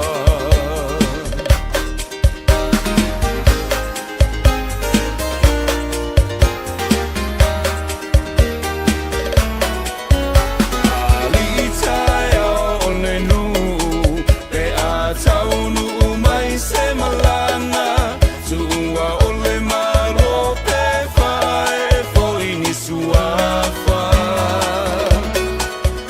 Ona mau tua leo lenga nana Tula whalela na whau tautanga O whae longa nao leta mau a inga o launga ngana Amoia taua I lo tato fi mai le atua Na tafa sino manga o lau ele mawhanua Malatanga nu whapea mai whanua Ai maselenga ngana uai a foa I fua Amoia taua I lo tato fi mai le atua Na tafa sino manga o lau ele mawhanua Malatanga nu whapea mai whanua Ai maselenga ngana uai a foa I fua Ai maselenga ngana uai a foa I fua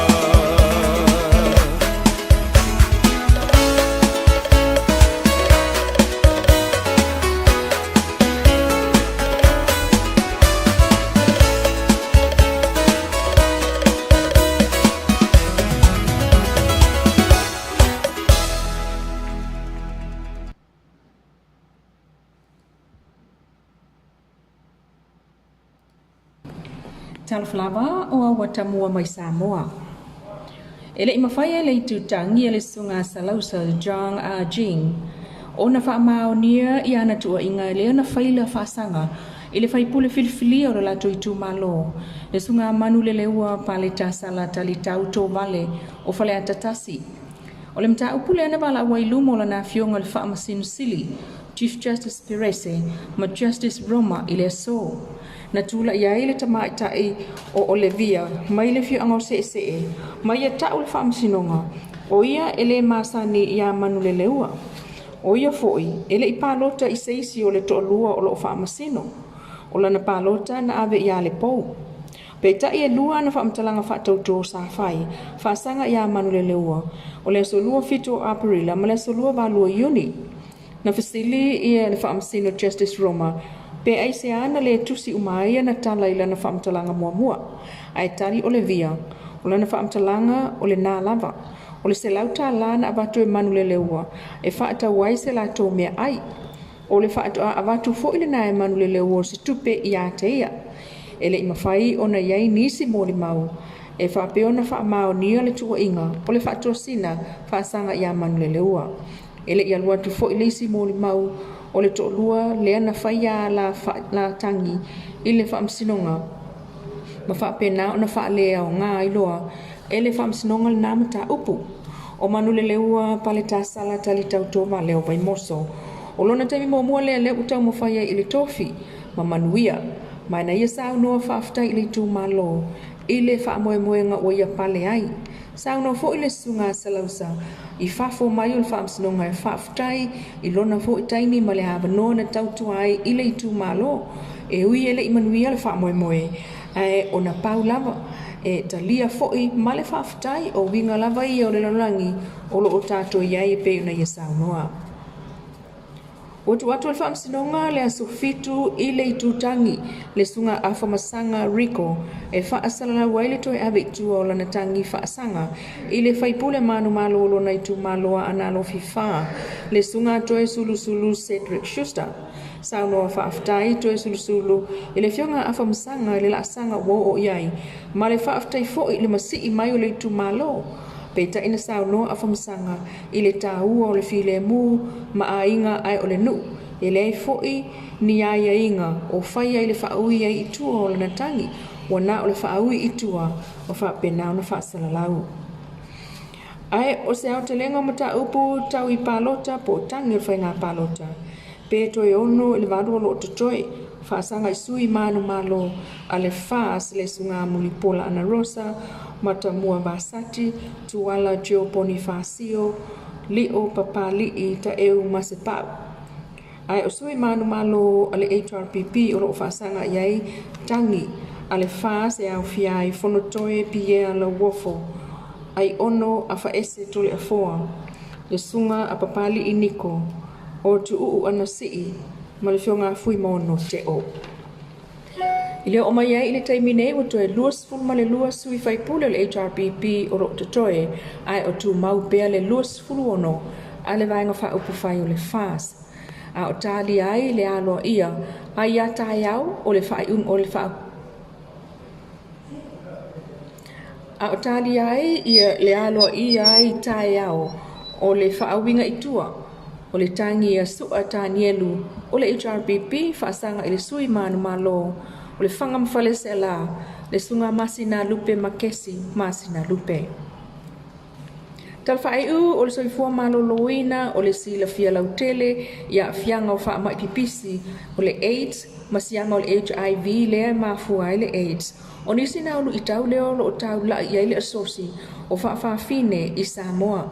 O le stona i tuluai lea na whaatasi ai, le silia le 5 wha fine o kalapu mai upolu nei, sa whaia la tau ta alonga SSL malai malisi, o wha fine ma wha tama.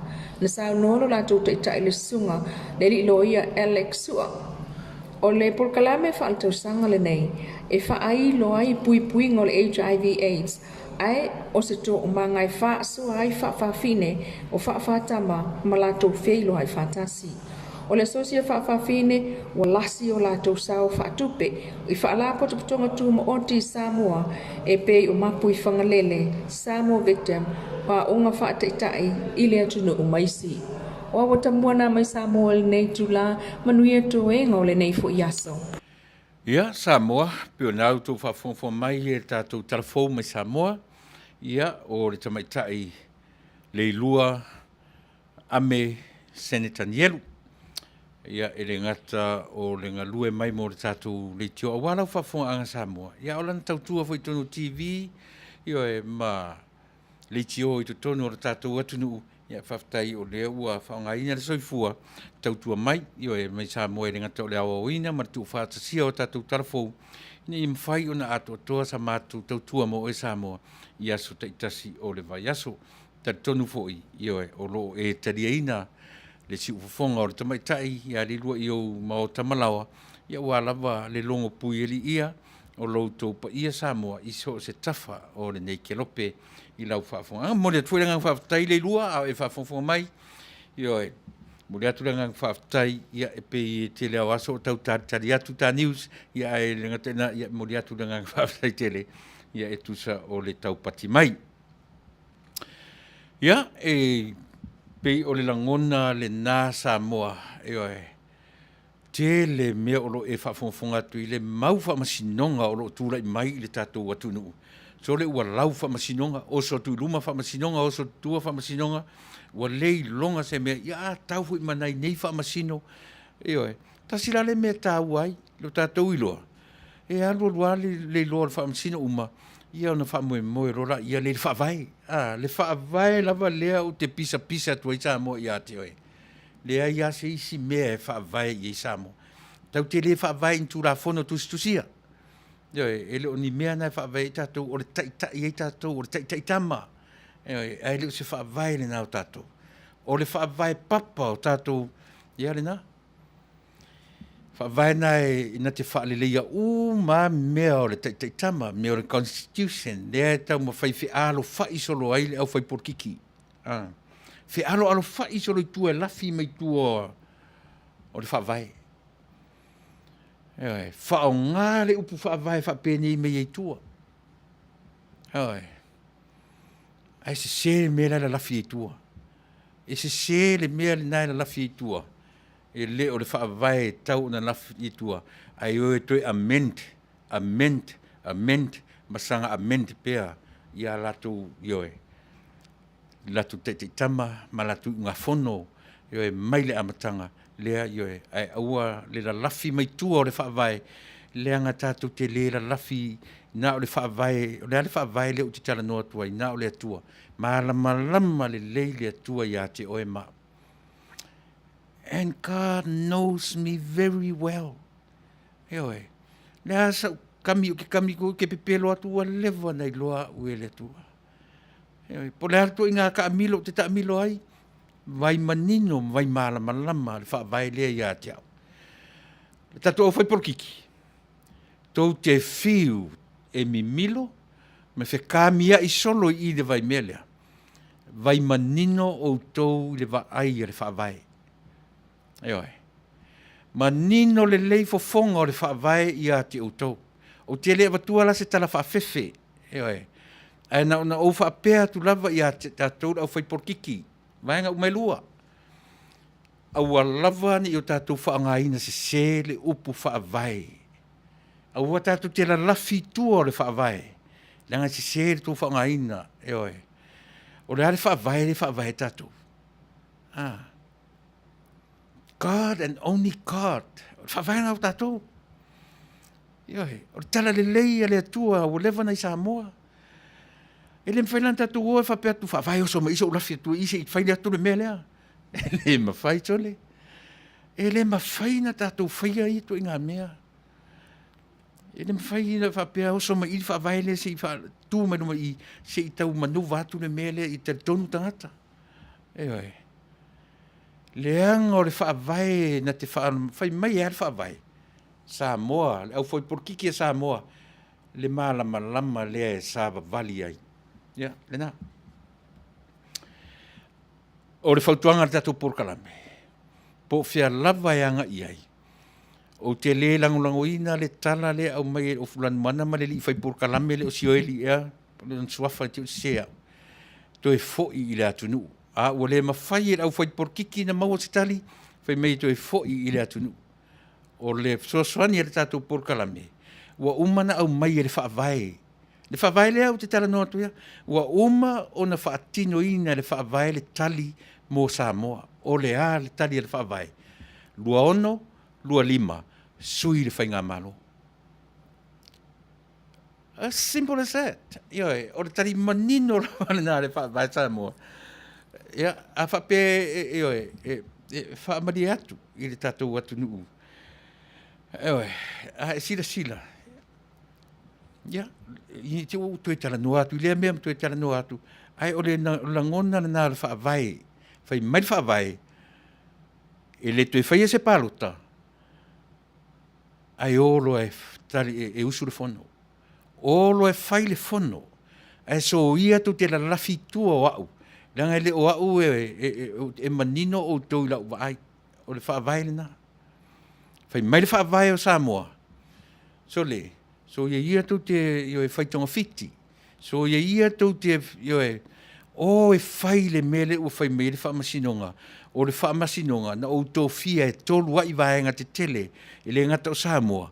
A o le atu raulau. Ia male vaenga a toa o le Commonwealth. So tau te o i alau mea. Ai awar tatu o i le mea o le tamwhai. Ai tatu tamwhai au mai whakominisi e whai ei mea a le demokrasi. E le mawhai na toi suia le demokrasi leanga o le manatu le nā o le whaavai Samoa. O le manatu le nā o le whaavai o le tangata ia.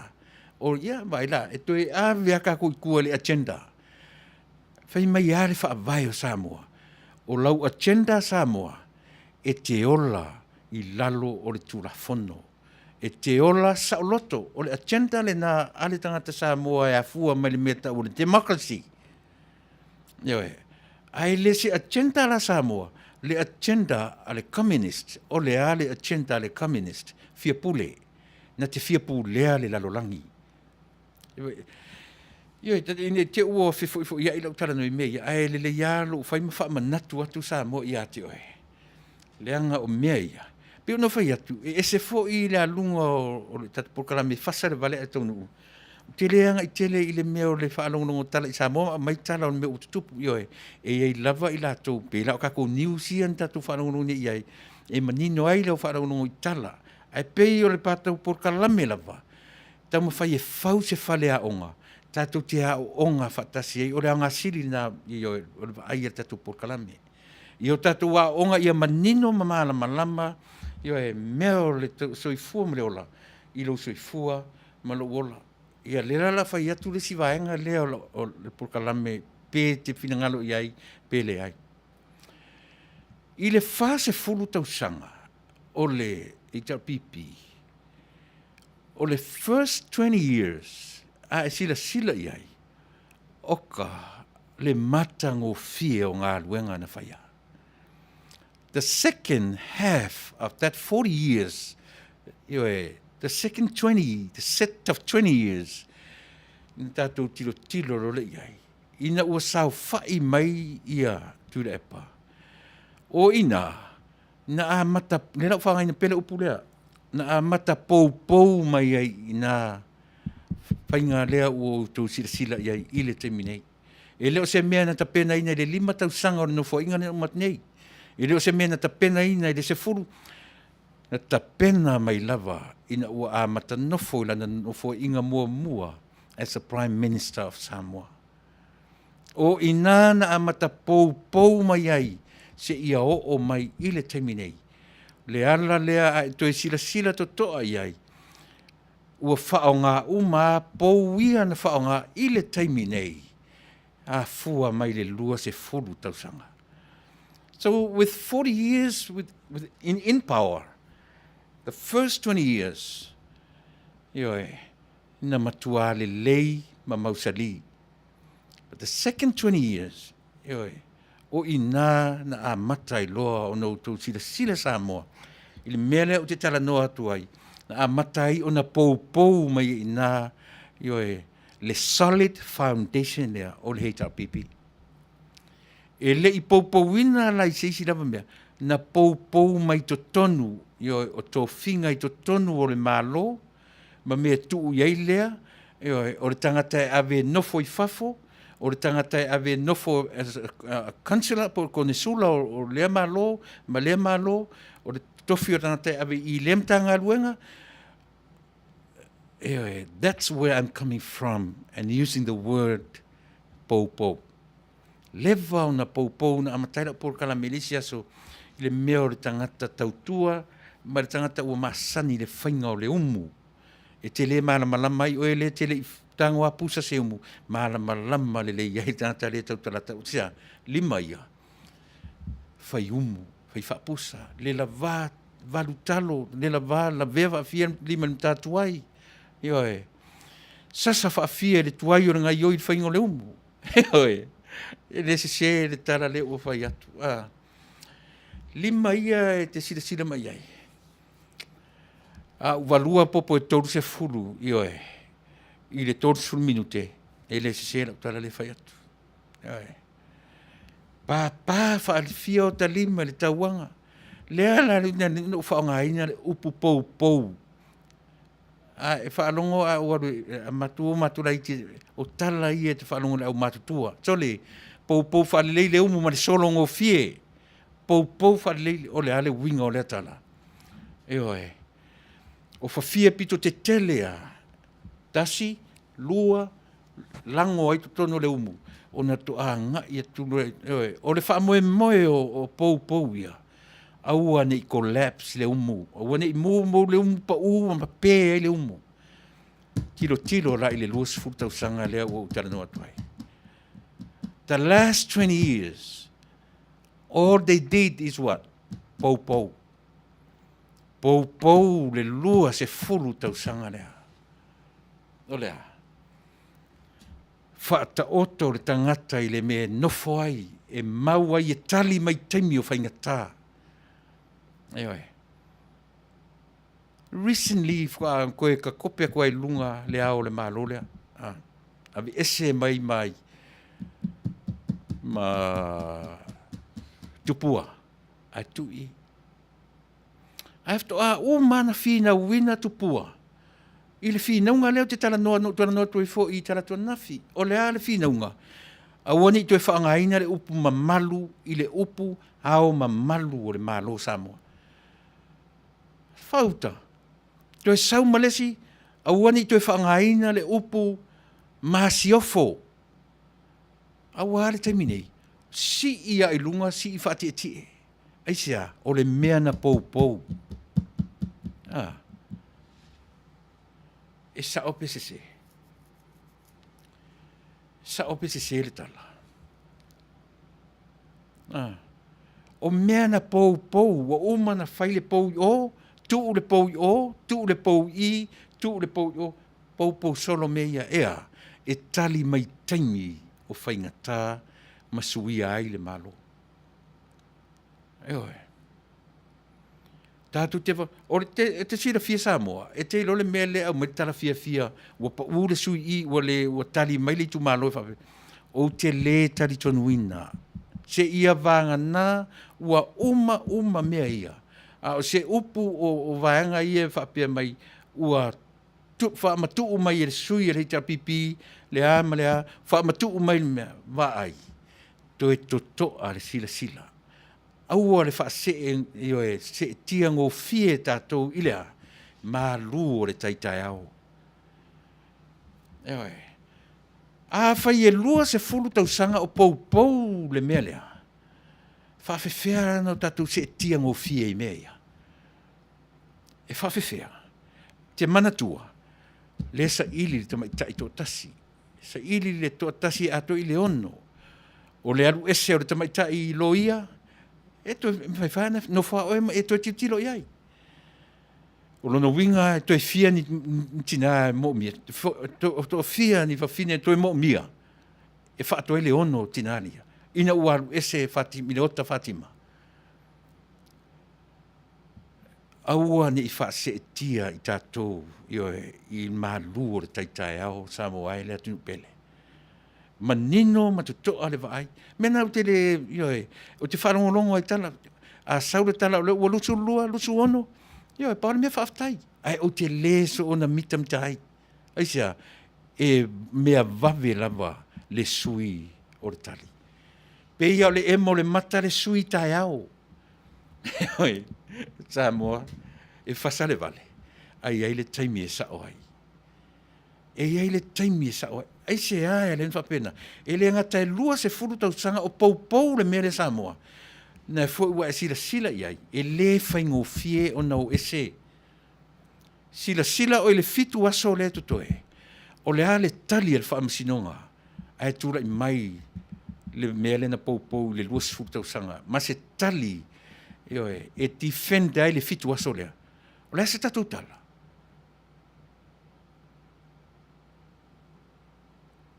Mai, o le se tatu tala I le melea. O lau tali. Ana le tali I le alofa al whaamasinonga ai tali I la na miotonu. Wa leva na mawar sa o le mea. Ana le tali whaamalia loto le whaamasinonga. Ai tali I la na miotonu. Wa leva na mawar tonu o mea umaia. Ai se ae lai o na tatou o I le tali whaamalia loto. Sa moa. Ele ai se isi o tatou e amiotonu. A e whesilingia le amiotonu o le whaamasinonga. E iai sa o amiotonu. E te amiotonu. Tatou te amiotonu.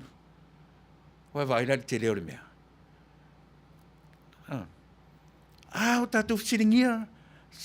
Se whaamasinonga malana amiotonu. Ai a tatou. Tatou te amiotonu. Wa vai e le la titi le isiu. Mele na leina talia.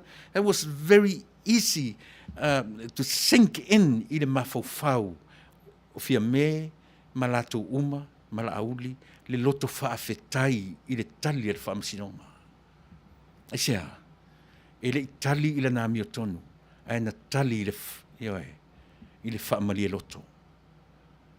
Ai sea na le tali I le nami o tonu, e iai se tatua mi o tonu, se tali mainga I lau whisili. E iai sa ua mi o tonu, e te ami o tonu, tau te ami o tonu, talia la I o le tali leo au mai. A o le mafau wola ma le mea alofa le atua o ia te oe, tātou te tilo ia I mea ia. Na manino ai leo le mata le vai. E fiu Tuilaepa whekami ai I lau waai. Selo I lau waai. E oe. Ai sea, langa lo te manino I mea ia. Ai ua o whaafetai I le atua, ona o le tali wha malia loto. E oe. A le whaamasinonga. A o le facilite le lava. Whaamasinonga, o le ale mea e whai. Pe a uma le fitu aso, tūra I mai, ma seisi mea sili o na tele. E ma whaina e toi toso maia le mea lea na standby. Le whale ie. E ma whaina e mōlia le tūra whono e tusa o si o le oe. Facilite tele ia sa moa e lo tūra I mai. O le lu I tele le mo I tatou uma. O tatou talia ma le fia, talia ma le mautinoa. E oe, ai tatou tele I loa, po o fea tonu le tūlanga e ai. E oe, le mea tonu a le Samoa, ua whaingo fia ai e le vaenga le fast o na talia, le talia le whamasinonga, even though they know exactly e le tali le amiotonu. E fua le ale tali le amiotonu. E fua I le malilenga lea, still valid, le malilenga, e whaatino ai le fitu aso, e whaamatala I le tautonga le whare ie le e a foi, e stand by, e whaamatala ia I la tōna whaatino ina le tautonga, e le o mwhai na mōlia I le tūrafono. O a mea whaamatala mea tatou meana, e mā lo le fast I le whaamasinonga lea. Ai ua tali le whaamalia loto. Peselea. Yo ai mele favor tatou por kalame.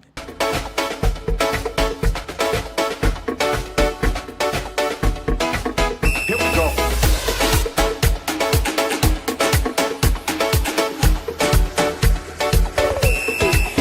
Le malo tipo, o le malo le au solo lie, o au fly la la. It's all my fifty le au polo kiki, tale te pelo e tau le lang. Tau le loa e le fa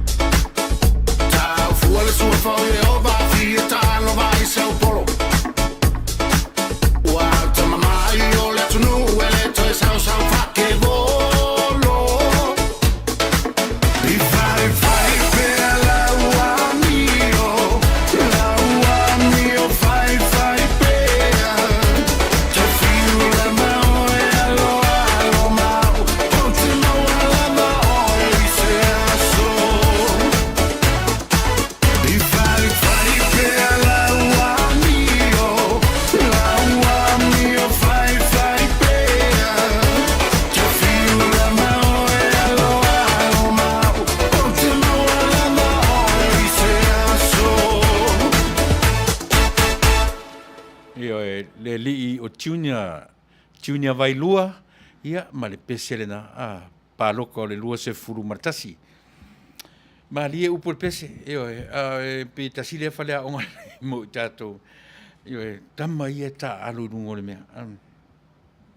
O le si mea e ma taitua le tato por kalame, le o faso solo ina fai ula por kalame, le nei tula fiafi.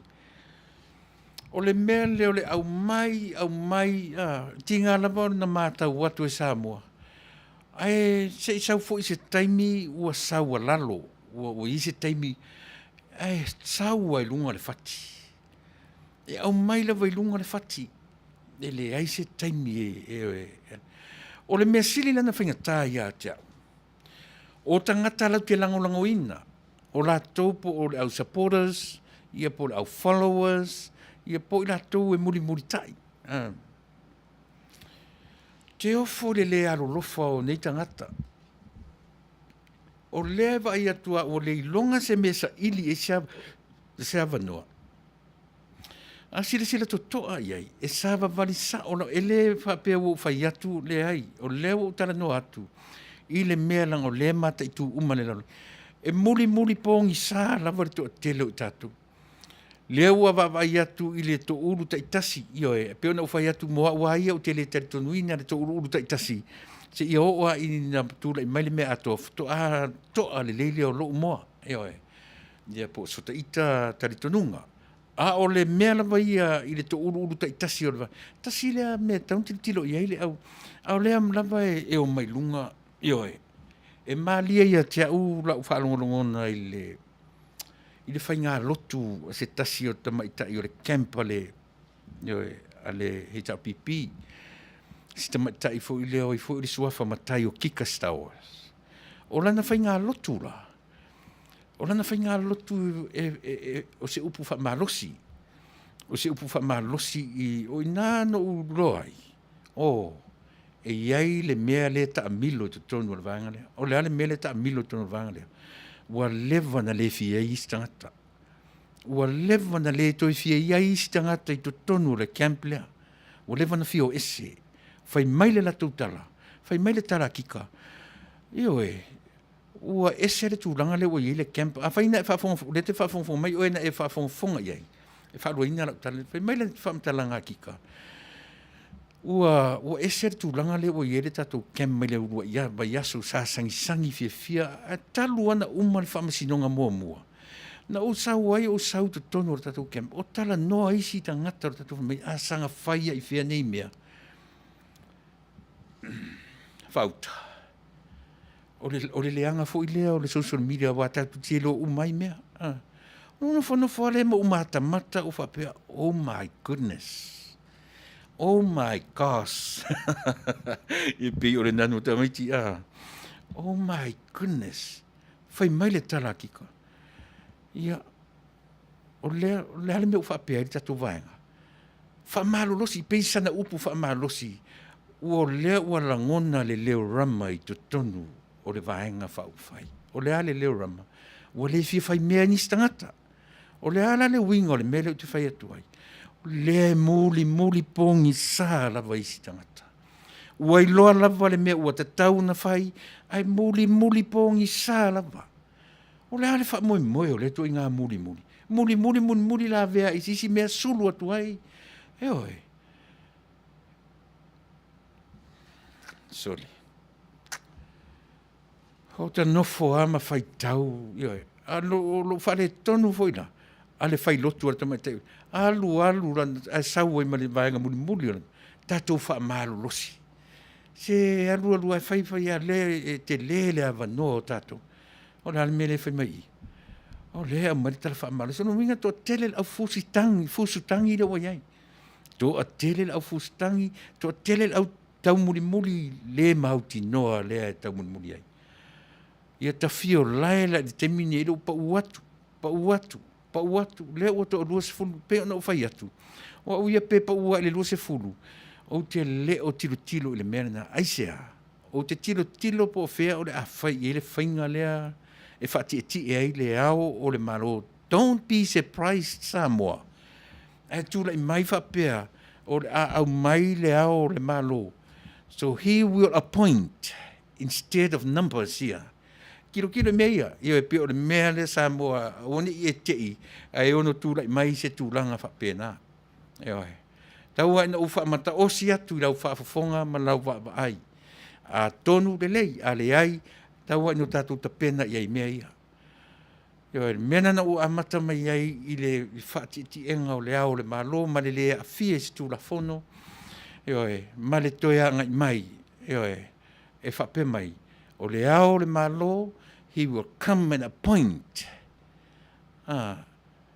instead o le vaenga e depend, rely on numbers o le ala tatu tali samu o le ala tatu tali mea ai le lava lo timu atua i mea ia o te fasa atua i pena i mea ia ili a te iane e pesa iana e manatua leo tatu porkalame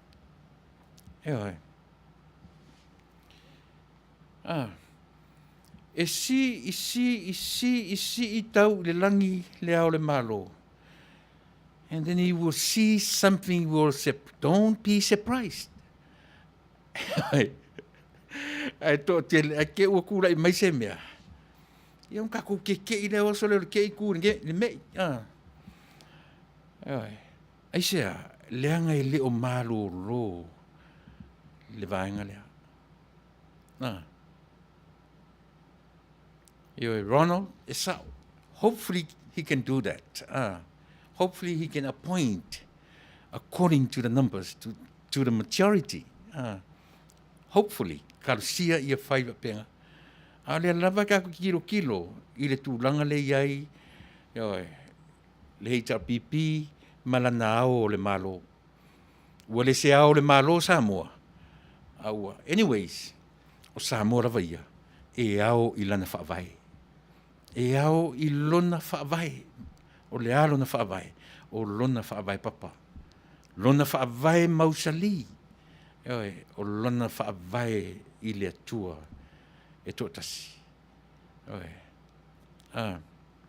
O lona whaavai mausari, o lona whaavai papa. E le isi me whai o na ia to e suia. Api o le mea nā, e le lei o na tātou mātala i e Samoa. I le te i o mai le ao le malo. Usu le fono, ai sau appoint. Toe appoint le i tau pipi.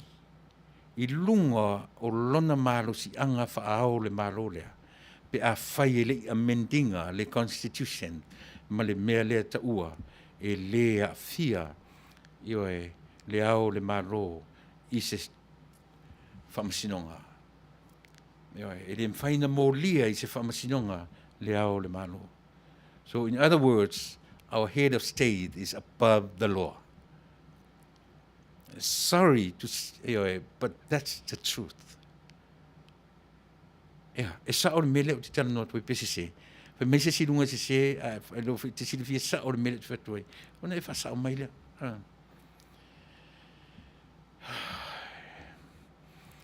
Pe ona whai atu, o le Fasa ia le Vale a Taunuu. Tā ualo tātou tala noa i mea e au ngā mo i tātou. Ta oto i si mea, o le tō e se o vai whai ma mea o lo tūra i mai Samoa. Tau te mawai, te osa tuai runga Facebook mawai. O mea mahalo losi mea ia tau te tala noa ai. O mea whale a onga ia tātou te manino ai ma tātou malama le iai. E a o whaatasi ai tātou.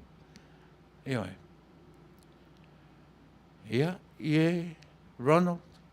O whea fo ina iai li te tele o le presidente o le neia tunu. Donald Trump. E le mwhai fuina vesere telo me le leina whai Donald Trump lato. A le winga o lau tala. Ti ngana le fialu e se Donald Trump manana foa. A le almentura i mai. Le mea na tau na tiro i Samoa. Ti ngana le fialu e se Donald Trump ai me i lava. Move on lava le neia tunu. Whaatino ngā luenga i dātou whia ngai ma le melea. Abi ese ma le nufoa. Whaawau le whaatautonga o le vaenga fō. O whea lan mea au mai sita, o le mea o fofongia si tātou tama i Samoa sole. O le mea le o tari e le lalolangi ia i tātou.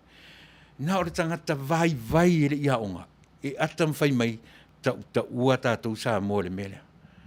E o tangata i ia lulea o ngai mai mea ia.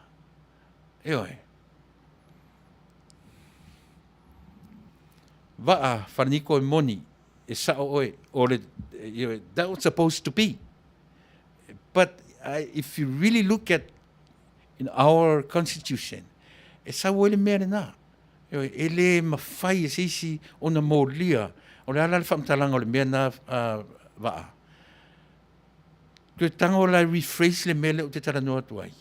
A whai le mawhai e se ngata na mōlia le tūla whono. He's above the law. E sa o wa. So le mea na ta tauno, le ala ina atu le mea tau o le tai tama. Ma le whaavai. Langa ta taula anga amende. Menga le iai lalo le whaavai le mea lea. E le lalo se whaavai le mea lea tau o lea. O le mawhai e se ngata na mōlia. E lalo le constitution. E lalo le tai tama. E se le whaavai, e se le tai tama. O lona winga na a whai o le i le tai tama. Then amended le vaenga lea i le head of state. Wa ana whaapea o le i le whaavai, tau te le suia le atua. Tau te le suia le upu le tala le lei. Le mea le na, I have strong feelings, Samoa. There are two different things here. Whaavai, ma tai tama. O le whaavai ma le tai tama. O le tai tama o lona whaapalangi o le constitution. e le se Fasa, e le se whaapalangi o le whaavai, e le se Fasa mo le Constitution o le whaavai. Two different things. Le mea sili la lea Samoa. Le mea leo le au mai o la fonga whaamatau. O la fonga e whaalongo le natu le au mai e toe whaonga le SOE. The state of emergency. E le ai se mai o i Samoa. A vai le au mainga le la mai. A whai nei a apply le melea. E tasi ale tatu vai. O lea. O le fitu aso lea. Nanga paula le mea tau te hoi le mea. O le fitu aso lea. State of emergency ma le au mainga tau atoi malingo Amerika. Ia pei o Amerika na iei le keiminga shutdown nai le malo. Shutdown e sea le malo. Tau sila o tau Samoa. Tau sila o tau Samoa i le manino o ala o le tangata o le nofo le lei. Aisea, ua lewa na pou mea nei. O le ala le nofo le lei lea. O mea na pou mai i le lua se folu tau sanga male wha moe. E le to e alu, ese e oti ma le wha vavau i le mea lea. Ua nei. Whai ai lea tu ele i whai ala auli ma fia mea ma la tau. God did it. God created the fast. How do you know? How do I know? Because of the timing. O se taimi na tula i mai na whau ai le vaenga whau whailea. Sole. That's unbelievable. Na o le atua e nā te mawhaia o na whaile merena. O le ala le Samoa. O le mea matau tia lai mea ia. Alu, sasa mai lunga, le mea pi tau whamatalanga. Ai o le whai unga whai mai. Sole. Samoa to ale tai. Mau le to o vai Samoa. Sala whai e lisi vaenga langa i le whape nā latu. Au i. E saulunga, ai o le whai unga whai mai. Mau le to vai Samoa. Ta talo i le atua, toi au mai fo i le atua lea. The same God that fast. E a nga i ai le fast. Au i no amataisi o pokalame. E tasi le atua. Ai to lua la wali i e tuli i ai. E fua i lea. A e alu lisi vaenga. Whai ngā lotu pese ta talo, pese i le atua le tasi. Na tu lisi vaenga, the same thing. Fi nau i lunga i le atua. Se atua fo iso le a whape nei. O le mea tatu te mana o whateeti e le atua, whateeti according to our needs. E whaamalie o tatu mana on tatu tau mwhaile toso i le atua le mea tau te maalilie i. E maalilie, it sounds funny, but absolutely not funny. Ioi. E fōringa malie, ai matua le malie lava. E matua le malie lava Samoa. O lau mea turi matai lea. Te matamata i lesi vaenga i latu whainga lotu. Matamata. No fua leo whapea. Au oika fio la e sole. Whai ma le mauti noa nei mea. Lea tua alo whamai o lea ma lea o whapea. Ai o ma e o mai whai mai. Ia, o le fia pāle mea la uri lai o. O le pale mia wha, e se wha uta iai. He ula tunuu le Pasifika i a Samoa sole. Wa ula ngia le tatou wa tunuu e malo te tele o le lalolangi. Tatou tari era iai. Tau te ata iai, te soi iai Samoa. Le ala i ona o ina i lunga i la porkalami. To te lea lau pala lau vale mai. To tele au ioi. Ai o te sau pea ma o tai au fo i o te sau. Ai tea, ia o ina i tātou. I le mea e te tau o na tātou iai. O tea onga mai ina ia te oe. Ioi. O tea samo atu ia te oe. Ai o te tari. Hopefully, you will learn a thing.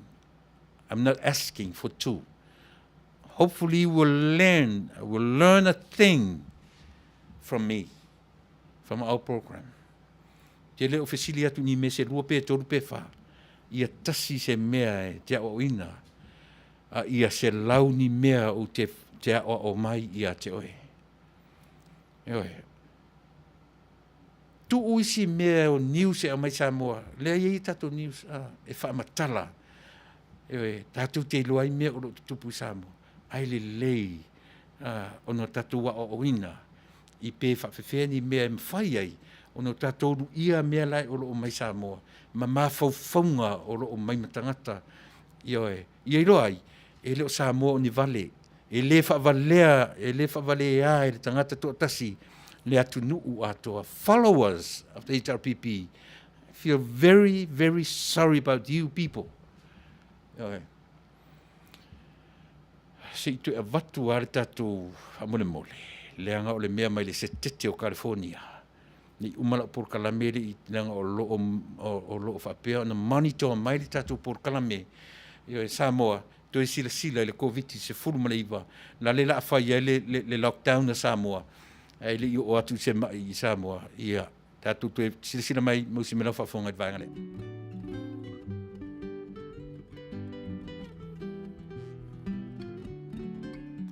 Greetings, Taunuu. My name is Reverend Taunuu, the president of the Siufonga Taunuu Radio Samoa USA.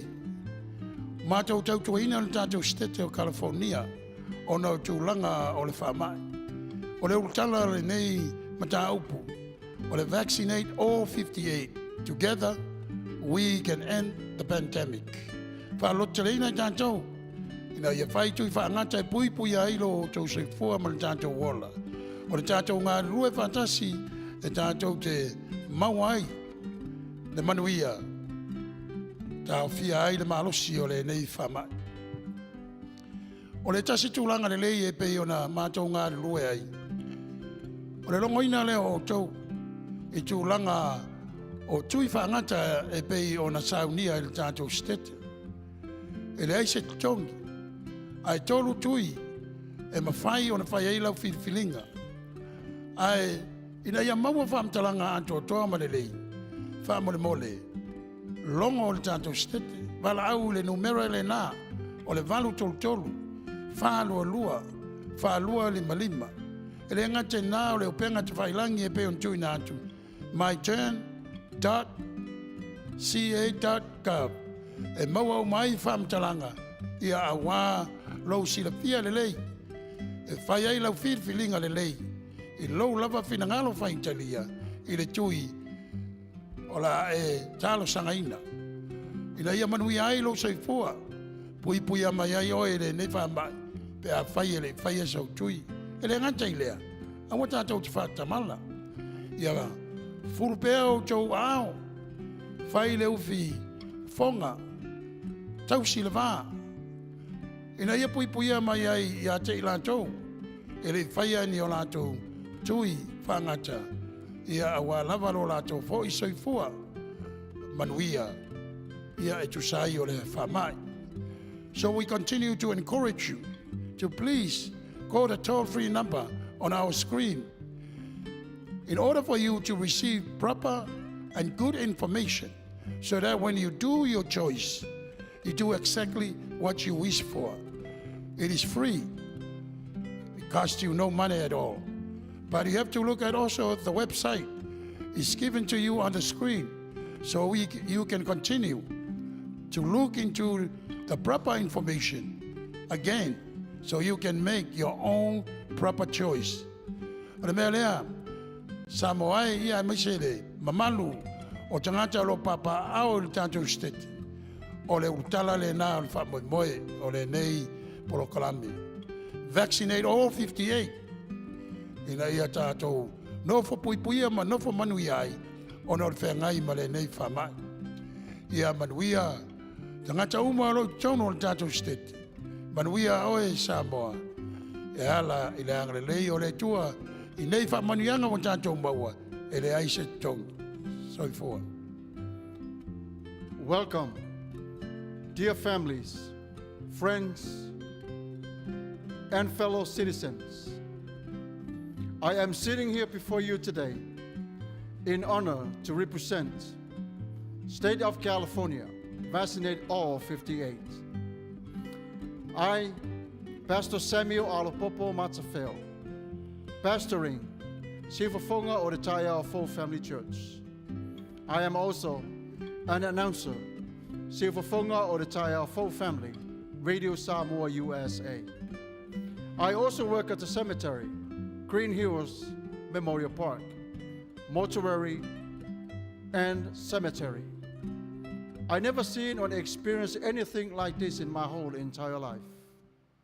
I have seen many people that are crying from outside the gate, not be able to get in to say goodbye to their loved ones. Because of this pandemic, has brought so much pain into our lives. 15 months ago, we were in the darkness. Now, thankful, the state of California has offered to all of us today a free shot at it. Pfizer is safe and used. Johnson & Johnson, safe and used. Moderna, safe and used. All these three choices is available to you, is free. Samoa lea tunu pele. O te pai malu atu o roto pa ia ma lo oto mamani. I lea o lawa ia lau puata mawhainga. Ai pauole nei. Watu ina mai e restete o California ia te i tātou umalava. Le whaonga ina o le fisosoangi tāua, ina ia puipuia mai ai o lo tātou ola, mane soifua, mai whainga tā ma puapua ngā o le nei whamai. Wa ia tu ina mai a te i tātou le whaapuina whapea, e le ai o se tutongi, i le nei tui e te whaonga ina. Samoa le atu nupele, alo maia, whai o lo tui, wa o mai e se tete o California ia te i tātou, le nei fisosoani, sili o na tāua mo i tātou umalava. Samoa ia Manuia o lau whiriwhilinga. Soifua.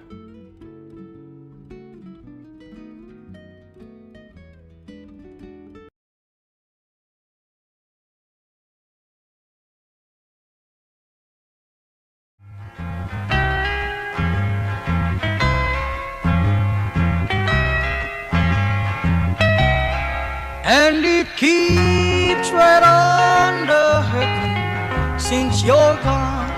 Ooh, I cried myself. Ea Rupios Junior Market i te tonu ore ai o Long Beach. O loo mawai ore tau mafa Samoa. Tale ma moe, supo ma moe, a paparusami. Ofu parusami, moa tunu masi usi upipi. Sapa sui, so sisi, povi masima, talo mafai. E whamaria ino no loto pa e whio atu matala atu o a au. Ile El Rupios Junior Market i te tonu ore ai o Long Beach ile limalua tasi o Long Beach, California, Iva o Valu o Lima. Telefoni 502 tasi Iva Valu Valu. Every minute of the day, every hour you're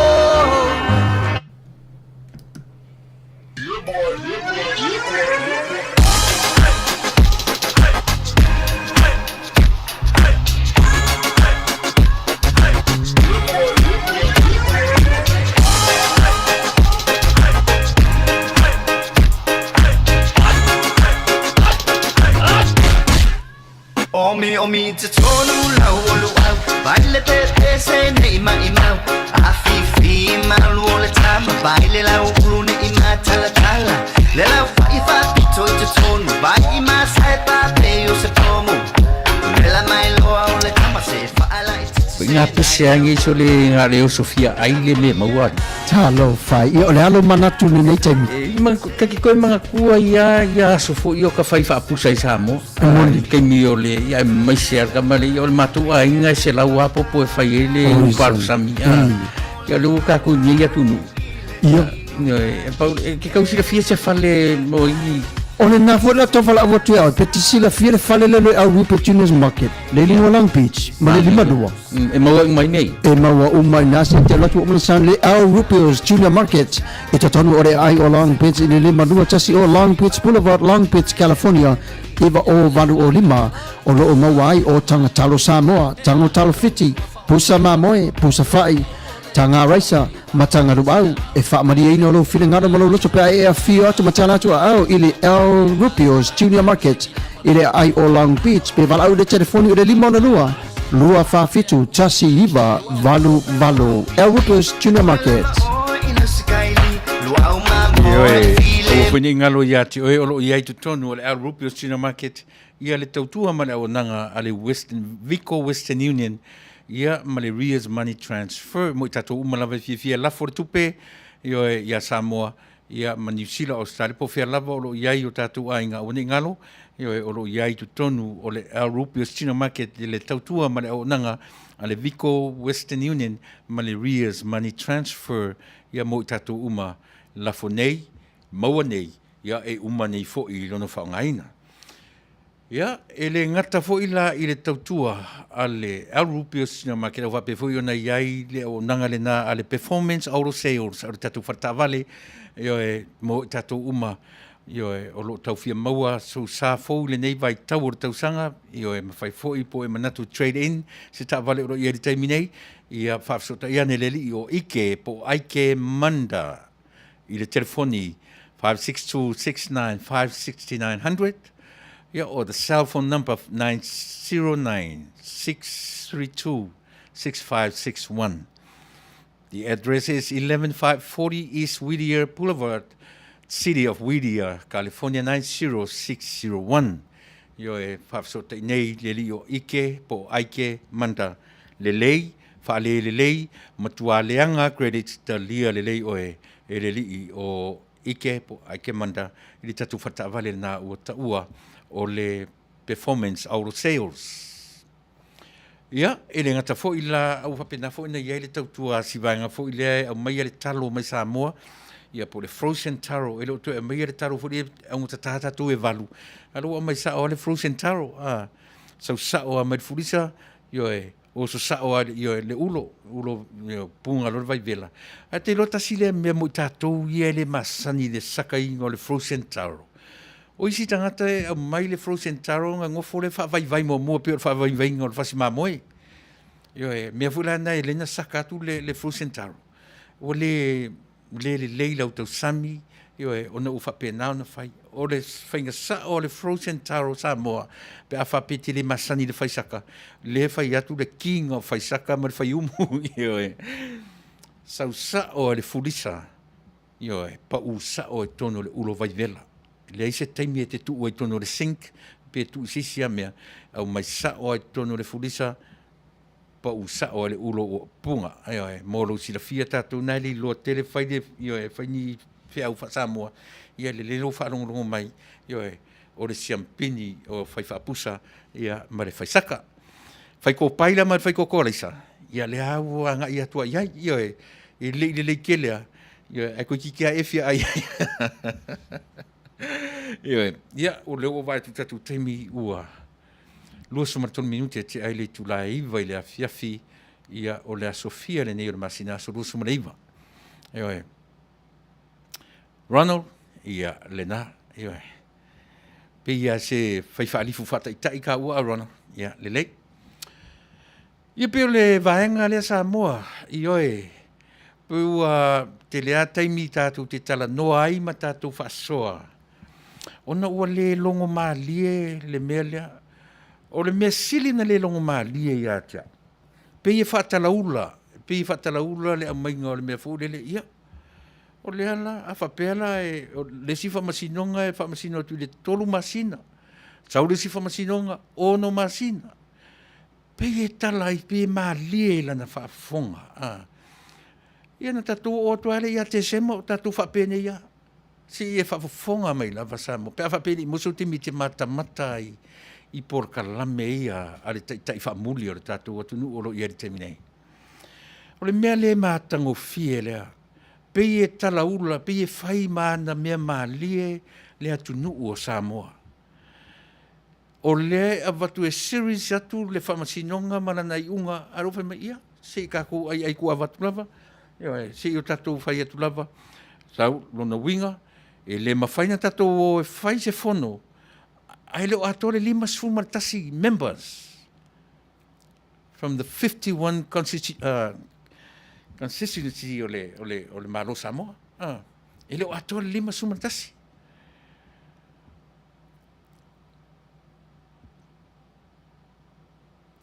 le fai meta maloa, le ai le mfaina usuina le fono o Samoa.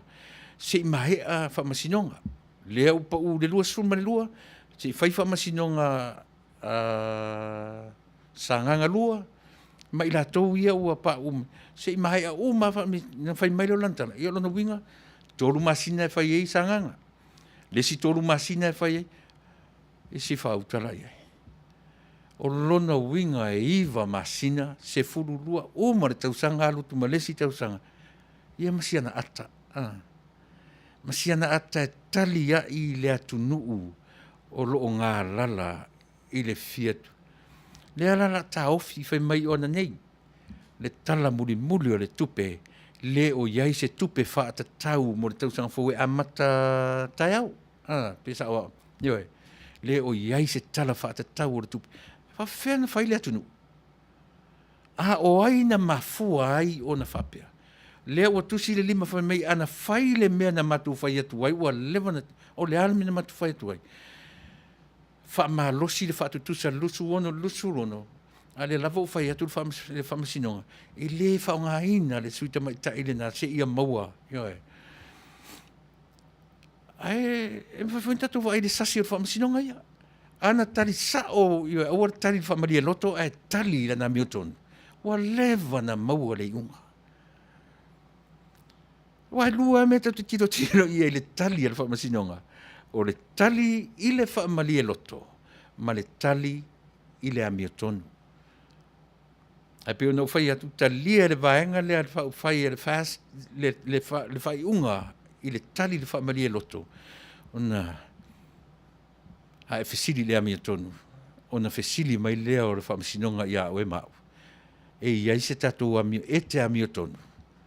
Tau te amiotonu. Le ai. Ia. Ne se mani o le mea. Ai whato ata tau maua i le unga. Wa ala na tu leipea ma umi ai aso. Ana tali le amiotonu. Mana ia. Ai langa o tali mai i le whaamalia loto ina ia whaamalia ina tangata uma. Ioe. A le ua whaima mea ua toso ai whapea sia tatou amio. Le ala o le sau nuanga.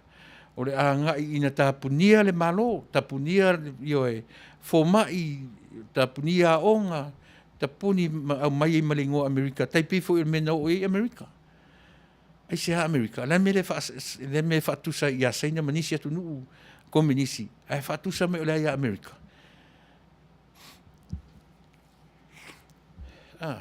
Why America, besides every other countries of the world?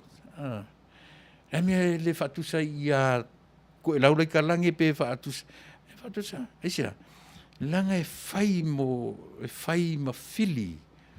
O ka marolea i le atinu ni o Amerika. Kene lope eisia. Au te le lope eisia.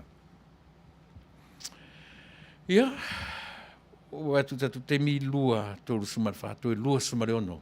O minute i e tutoe i o e Samoa. Ia ono tatu tau mawai. Toa iai lo toru tūla, i o tātou whatau pepe nei i tūla fiafi. A wana i ngalo i a te oe, lau tala no atu i le vaeng, i le upu o le pou. Mea ua lewa ona, o le fale ua lewa ona whawhau. Lewa na pou, le fale lea.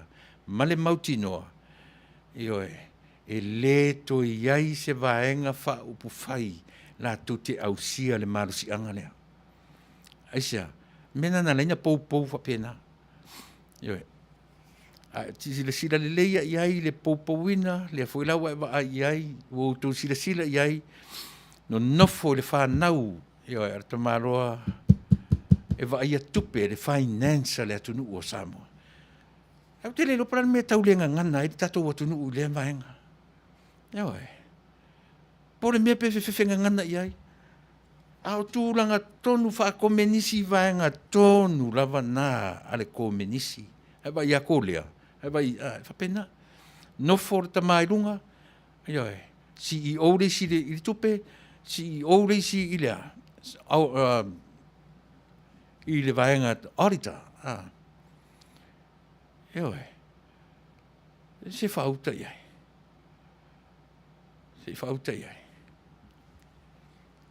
le pou wina o mea ia kau ke fiu ai fe eli atu ala o mau fa pere ta malo malan fa nau tu pere tu no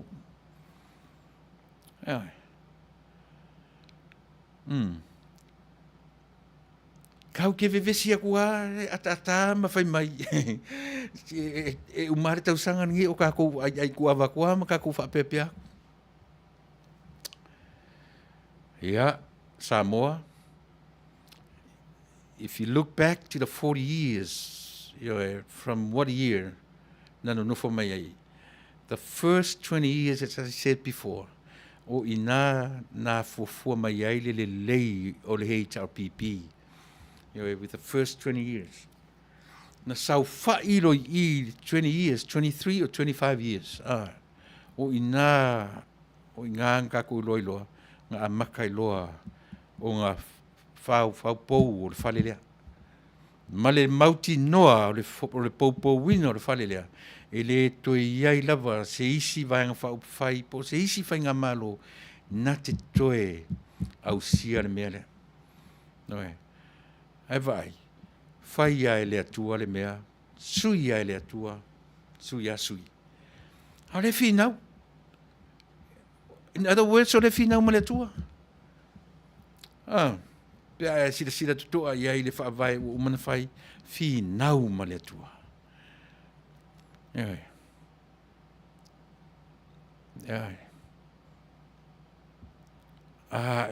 loa e le tarawhia ngai lau tala noa ma oe. Ia. Alofa aua e te tuina mai se... Ia pule ia oe, pule asau comments le anga whai mai, ia o te le tari atu ia te oe, le anga e sili atu lo manu I le atu nuu, nei lo le tangata na te whaia mai le, se tala le mingau, ma se tala le lungo o tatou por kalame. Ia no whai atu Samoa e oe, o le nā le langona. E nau alofa I le tatou atu nuu, e te tau ono tatou malama. E te tau, e mwhaifoina e whapea mai o ua manatu ia. Ai pine, ai pine alai ona utara noa atu whapea. Tasira ia pine o te tara noa atu ai. Tasira ia pine whaamau o te tara noa atu ai. Langa o tū langa whaakominisi ia. E pale mia le tama. Ai mia e le whanau matangata te tau ilona ainga. E me tau finance. Pe o le marusi anga le so se atu nuu lava. I le tūlanga whaako menisi, o le latu whainga lea. Tau te whiwala, tau te whetā I whea ma whea. Au I le ta oto ai, mea ia, o le agenda, a le nuu komenisi, leo adopt e le democracy a Samoa manan democracy. E pe te le fia lai lau whaasoa ma lau tala noa. Le challenge le mo tatou uma. E challenge ai oe, e challenge ai au. E challenge ai tatou uma lava. E le tatau lana e toa tamai. E tatau na wai mai o fofonga. Tatou te a o onga uma I le vaisua lea. O le whale a onga mo tatou uma. Alu suanga le vaatele ai te ua toe pauane le me toe fai se fai ngā pālota. Al mera le tau e te tum tau puia. Tātu te oa te pālota, ma le mautinoa, le mea tuu iai, lau e kisi o le mea e ola ai Samoa. Au ni ngalo, o le fast, o le mea na tapena e le atua, e le tapena ina e la auli, ma fia me po lato.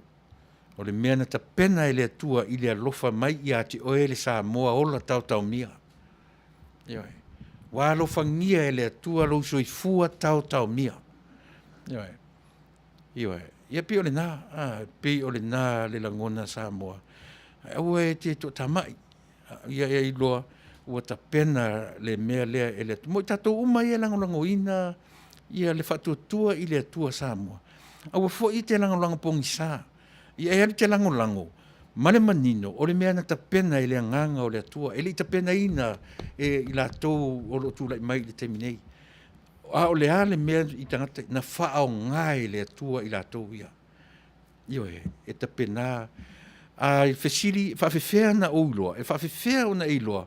E fua I le taimi na tapena ai. Tau te le tapena ina se mea whapea I se taimi pupu whapea. Se ia vanga nā le atua e tapena whaatasi maratangata. O na whatoa atu le mela na e alai ono tatu tatunuina.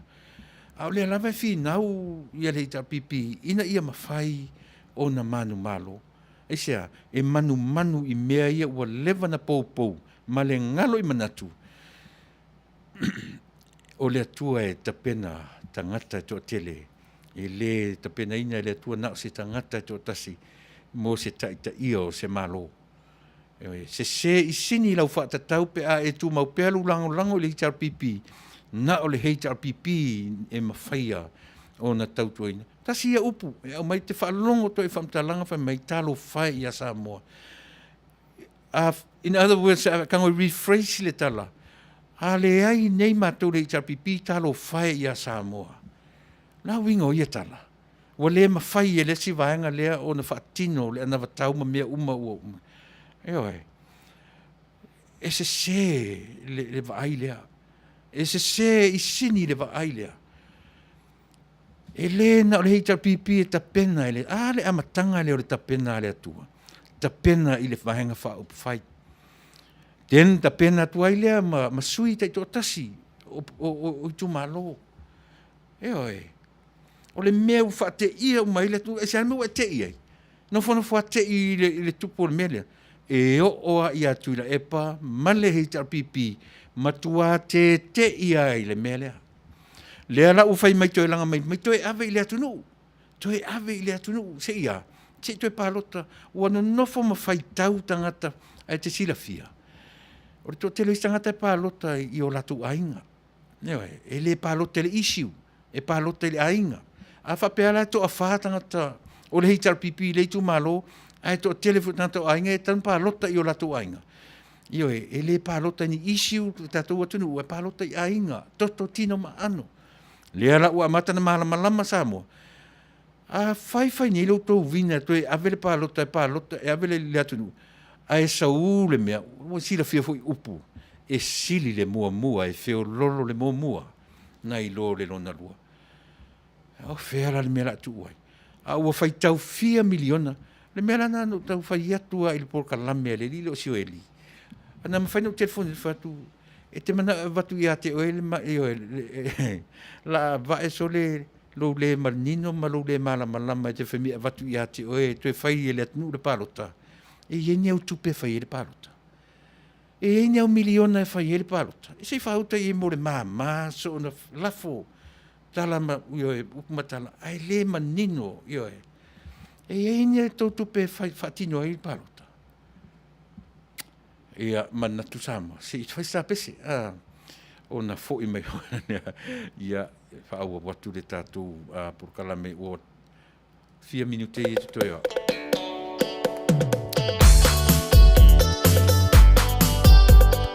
pesu 5 minute tatu tama vai se fa fo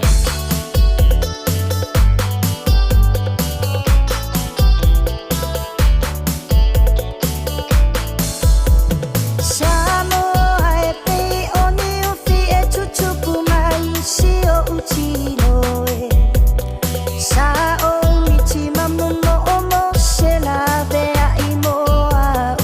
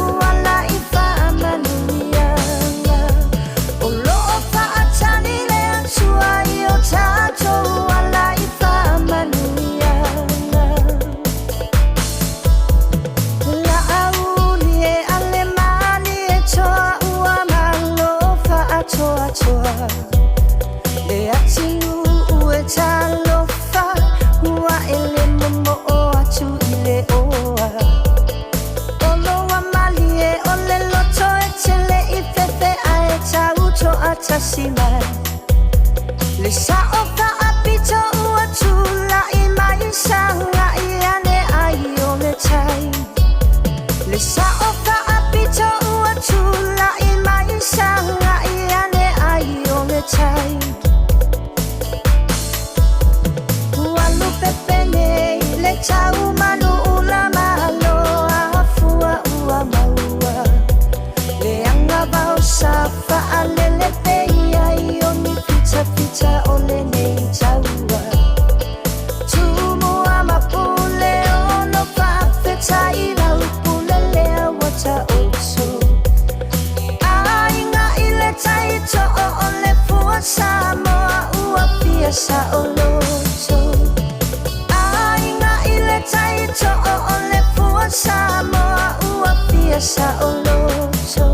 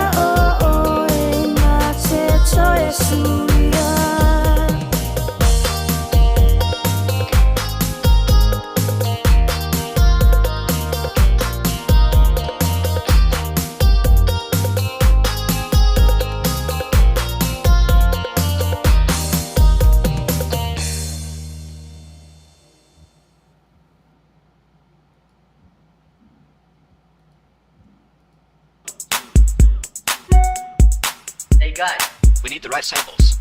Yeah, go for it. No more about this. I was stuck to my nigga. He lived down the other. Get on up, get on in. Come on now, I'ma let the party begin. Yeah, boy. How low can you go? Death row? What a brother, no. Once again, back is the incredible DJ. In the mix.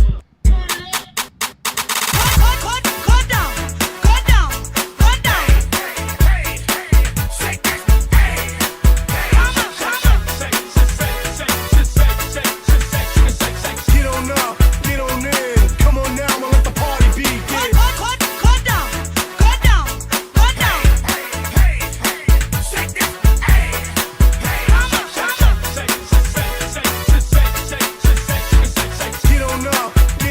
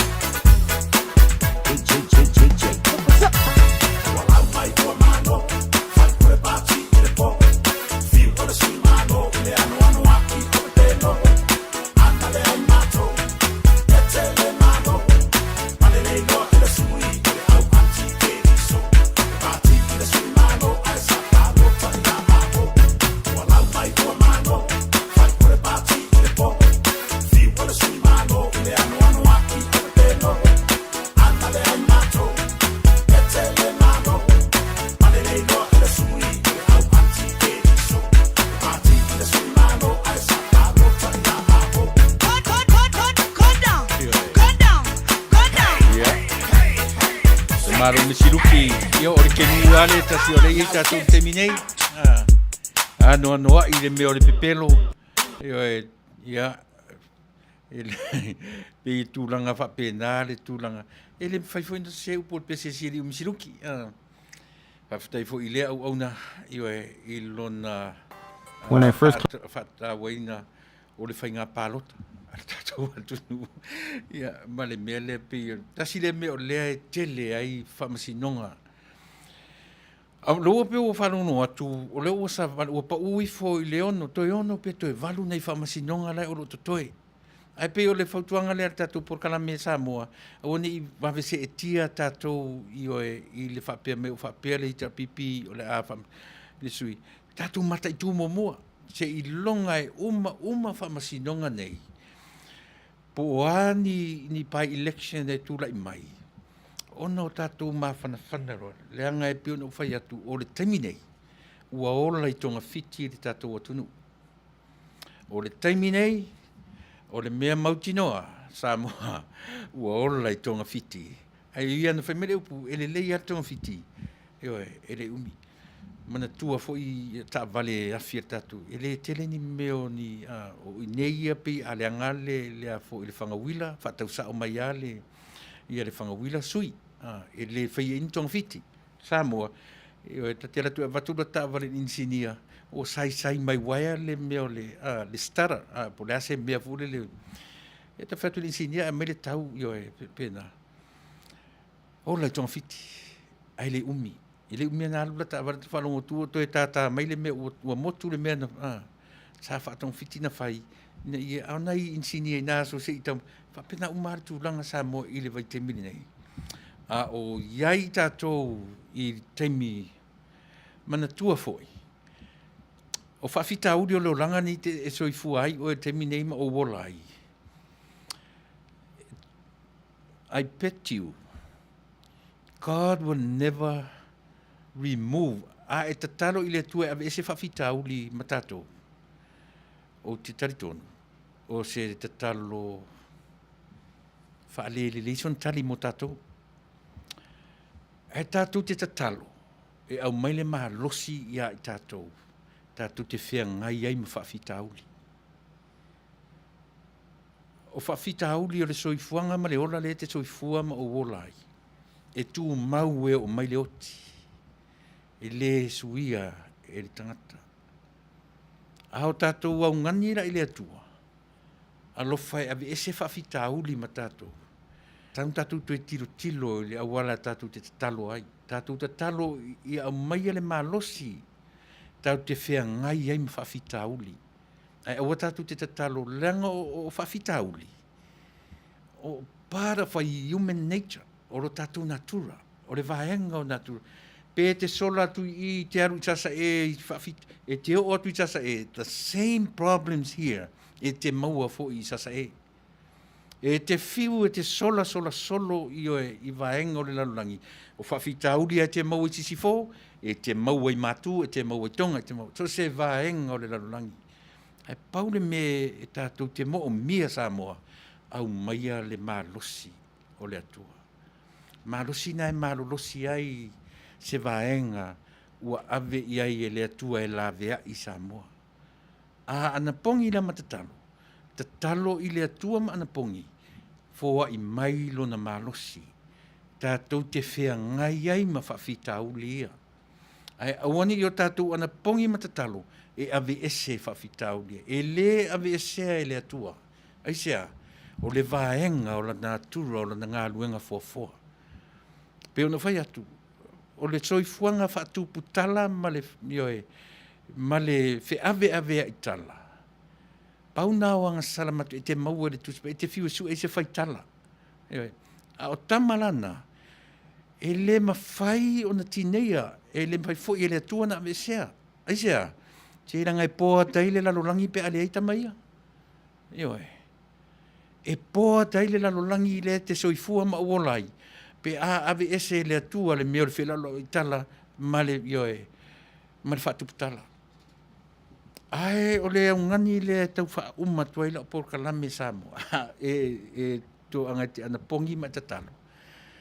Tātou ta talo maana pongi. Le ali ie au maia ave i ia i lātou au whaiporokiki le mālosi.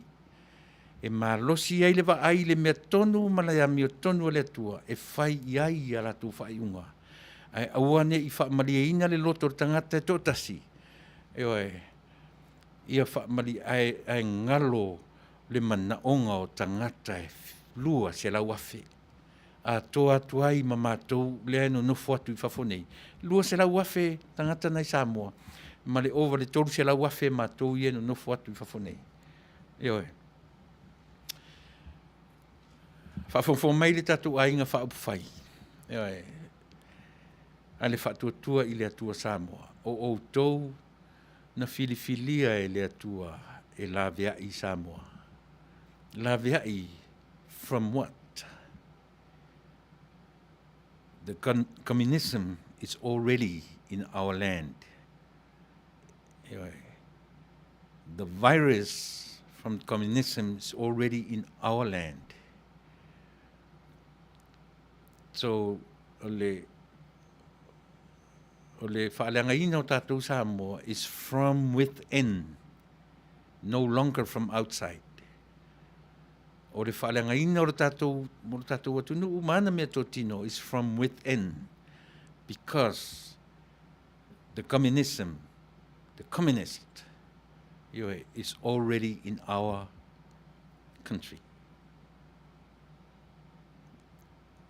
Ua uma o nei tutuai tonu, ua awhiai loto, manatu, ma mawhauwhaunga o tangata. O ia, o mea ia, Samoa e whaumatu whapea, e vesi fua soro whapea le tātou atunu. E leleanga le tupe. Pei mai le tala e masani e tātou, o le tupe, o le amatanga o mea langa uma, but I don't think so. O le tangata e leanga ai leo le tupe. Ua mana o tele le tangata. A o le mafuanga leo le kominisi i tonu o le Pasifika. Not only us, not only Samoa. Yo e pio le latu e fo ila utarano i le amatanga na utarano mai le 2-3 months ago. O i tonu, Samoa. O le nā wai tonu le virus, le whaamai le ngase neri tātou atunu. Tau te whiu sa ili po o le ngase, o le ngase lea o nā ruatu, ili awatua, ele se ngase ngā tupua e o tō ele. I o tātou lau whanua ma lau ele. O le virus na lele atu i whafo. E lele atu i tonu o atunu o kominisi. Nā ua tō i o tātou lau ele. O le whainga tā le nā Samoa. Isea. Lea.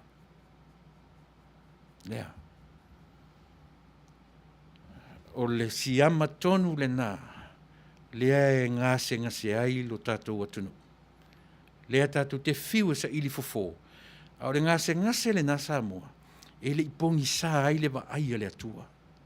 E le ipongi sā ai le wa ai le atua. Lea na ta pena ai le atua, la auli, fia me, whamuina, olo, malatou umalava. E le itapena e mose, e le itapena ina e mose, e le itapena ina e eskielu, e le itapena ina e tavita, le ai, le misasi. God himself prepared these people. A whaila whaalongo mai, a wane I mita ai. Ia, whaafetai whaia e le tangata. Aisea, langa o le atua na tapena. E leo tātou. Whaafonga fo la tule e pamadwanga li tarpipi. It's about time to step down. Wo o le taimi, ua whaamuta e le atua le tāua o ngā ruenga sa whea ngai ma outou. Give chance to others, to other people. So lau te iloa ai I Samoa ma le lalolangi atua. O le atua le whaavai ai Samoa. E na te tapena so se tangata. E le onge tangata le tua le whaavai ia I tātou Samoa. Ina se le alangai. Na o le heita o pipi lātou te mawhaia o na whaia le mālo Samoa. Leanga o lea ua maua I la fonga, tālo whai, tau te mai tau te loa whai se mālo. O a talana, o tala whaasausili, whaamāualunga. Whaano whafonga I ei le tua. Ana whapen, oh, is that right? Okay, what's out? I'm coming down. Lea lana ta pena I le tua la aura. Whafofo me lauri awana I mita I se tasi. Ia longo I tino matangi le lei. O le pa I atu o le atua. Eoe, tau te whaia le mea lea. Ia, la vea I Samoa. E leo se mea la te mita ai. E leo se mea eoe. O se mea tātou te tau whailangona ai. Eoe, le tāua o le mea lea tātou te iai I le teminei. Ua tatau no tātou ese ma mawhauwhaunga ia. To atasi, to alua, to atoru tangata e ta pena e le atua. Eoe.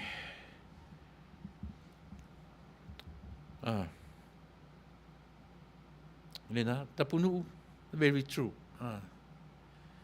Tātou te le so solam whawhitauri. Ioe, whawhitauri a tātou te maua nei, tātou te maua po whea, tātou te so sola iai, tātou te o atua o whaataritari mai whawhitauri.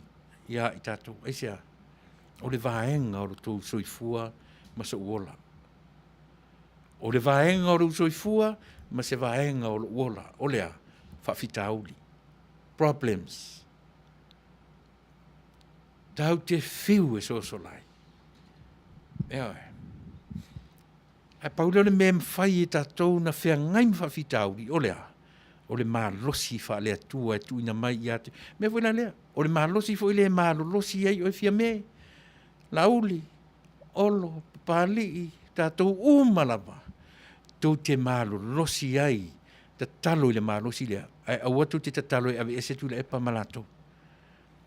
Aua tātou te tatalo e ave ese Tuilaepa malatou. Tātou tatalo e au mai le mālosi ia oe mau, ma tātou uma, e whawhia ngai ai ma whawhitau lira. Aisea, do you think Tuilaepa and the HRPP are problems to you? Yeah. Le asau fua iei le mea leo te tala noa tuai. Yeah. A whai te tari tolu na whai ele atua, le whatuatua ele atua Samoa la vea I Samoa. So that's absolutely right. They are problems to us. Anyway. Ai le mwhaila tatu te talo ele atua, awa ele ave esea ele atua. E au mai ele atua ia oe ma tatou uma. Le maa losi, tatou te whatuatua ai, e ma whai ei on tatou whina uina. Langa le ua mai alo latou manao. Tātou te ai ku awa tua se I umar tausanga. Tātou te whapea tua ia se I umar tausanga.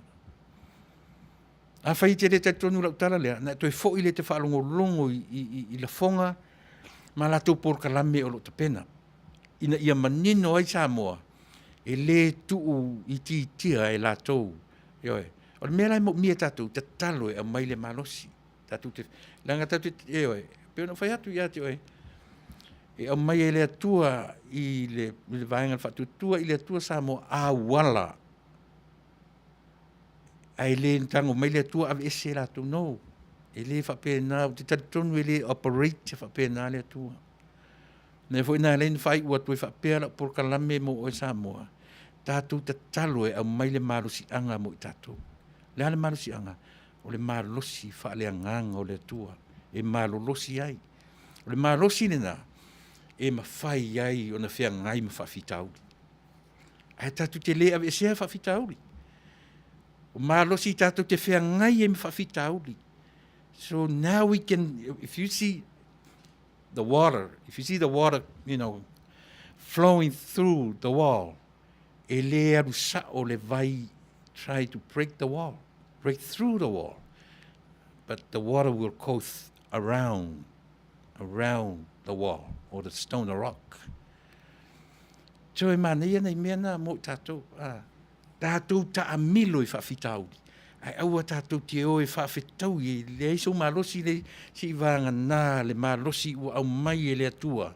Tātou te whea ngai e mamea ia. Ai le eiso malosi, Le aisa ua mio tonu, le aisa ua mio tonu, le aisa mio tonu le whamasinonga. Ai o le tali na au maia. E whai ma whaamalia loto. E oi. Ia, leo wai e tūtatu taimi. Ia, ua atoa ro taimi. Tolu o tūla o te tautu ai mo oe i le nei vaenga. Ia e, e pio whai atu. O lo manito mai mātou le stete California e te taupea o na atoa taimi. Ia se usi mai lau whaafonga. Ia e tāua le whasisiranga lea. Tu sa pe te nofo New Zealand, pe te nofo i au se tālia, po whea lava, po Samoa fo i. O le vaenga lea te tipitira, i ma le wha mai. Io e tau te wha ai tuto ai, awani i whatala le i e lau ai, e ui ina pe uma fo ina whai o tui, i e mauti noa. Pui pea, ai aua, don't take advantage. Io i le o mai o le tui, ma le vai fo i le teimine, usi mana whafo.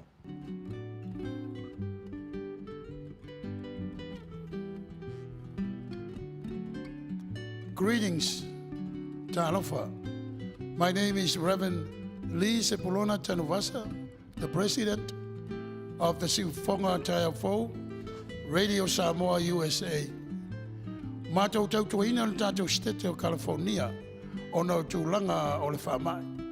O le utala le nei mata upu, o le vaccinate all 58. Together, we can end the pandemic. Whalotelina tātou, ina ia whai tui whaangata e pui ailo o tau se fua ma le tātou wola. O le tātou ngā rue whantasi e tātou te mawai le Manuia. Tāu fia ai le malosi o le nei whamai. O le tasi tūlanga le lei e pei o na mātou ngā rue ai.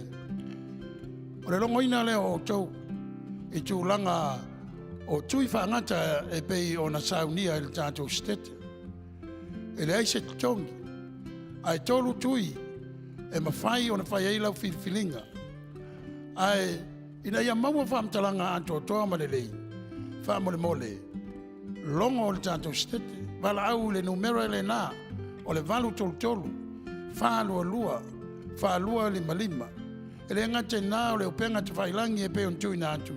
myturn.ca.gov. E maua o mai whamtalanga. Ia awa lau sila fia le lei. E whai ai lau whirwhilinga le lei. I lau lava whinangalo whaintalia. I le tui. O la e talo sangaina. Ina ia Manuia ai lau saifua. Pui ama iai oe le ne whamai. Pe a whai ele whai e sau tui. E le ngata i lea. Awa tātou te whatamala.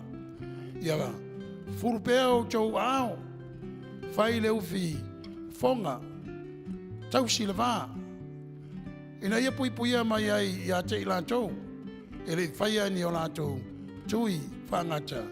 Ia awa lava lo latou fo i soifua. Manuia. Ia e tusai o le whamai. So we continue to encourage you to please call the toll-free number on our screen. In order for you to receive proper and good information so that when you do your choice, you do exactly what you wish for. It is free. It costs you no money at all. But you have to look at also the website. It's given to you on the screen. So you can continue to look into the proper information again. So you can make your own proper choice. Remelea, Samoa ia misele, mamalu, o tangata lo papa au le tātou stete. O le utala le nā le whamoimoe, o le nei polokalami. Vaccinate all 58. Ina ia tātou, nofo puipuia ma nofo Manuia ai, o no le whengai ma le nei whamai. Ia Manuia, tangata uma alo tauno le tātou stete. Manuia oe Samoa. E ala i le angre lei o le tua, i nei whamanianga o tātou maua, e le aise tong. Soifua.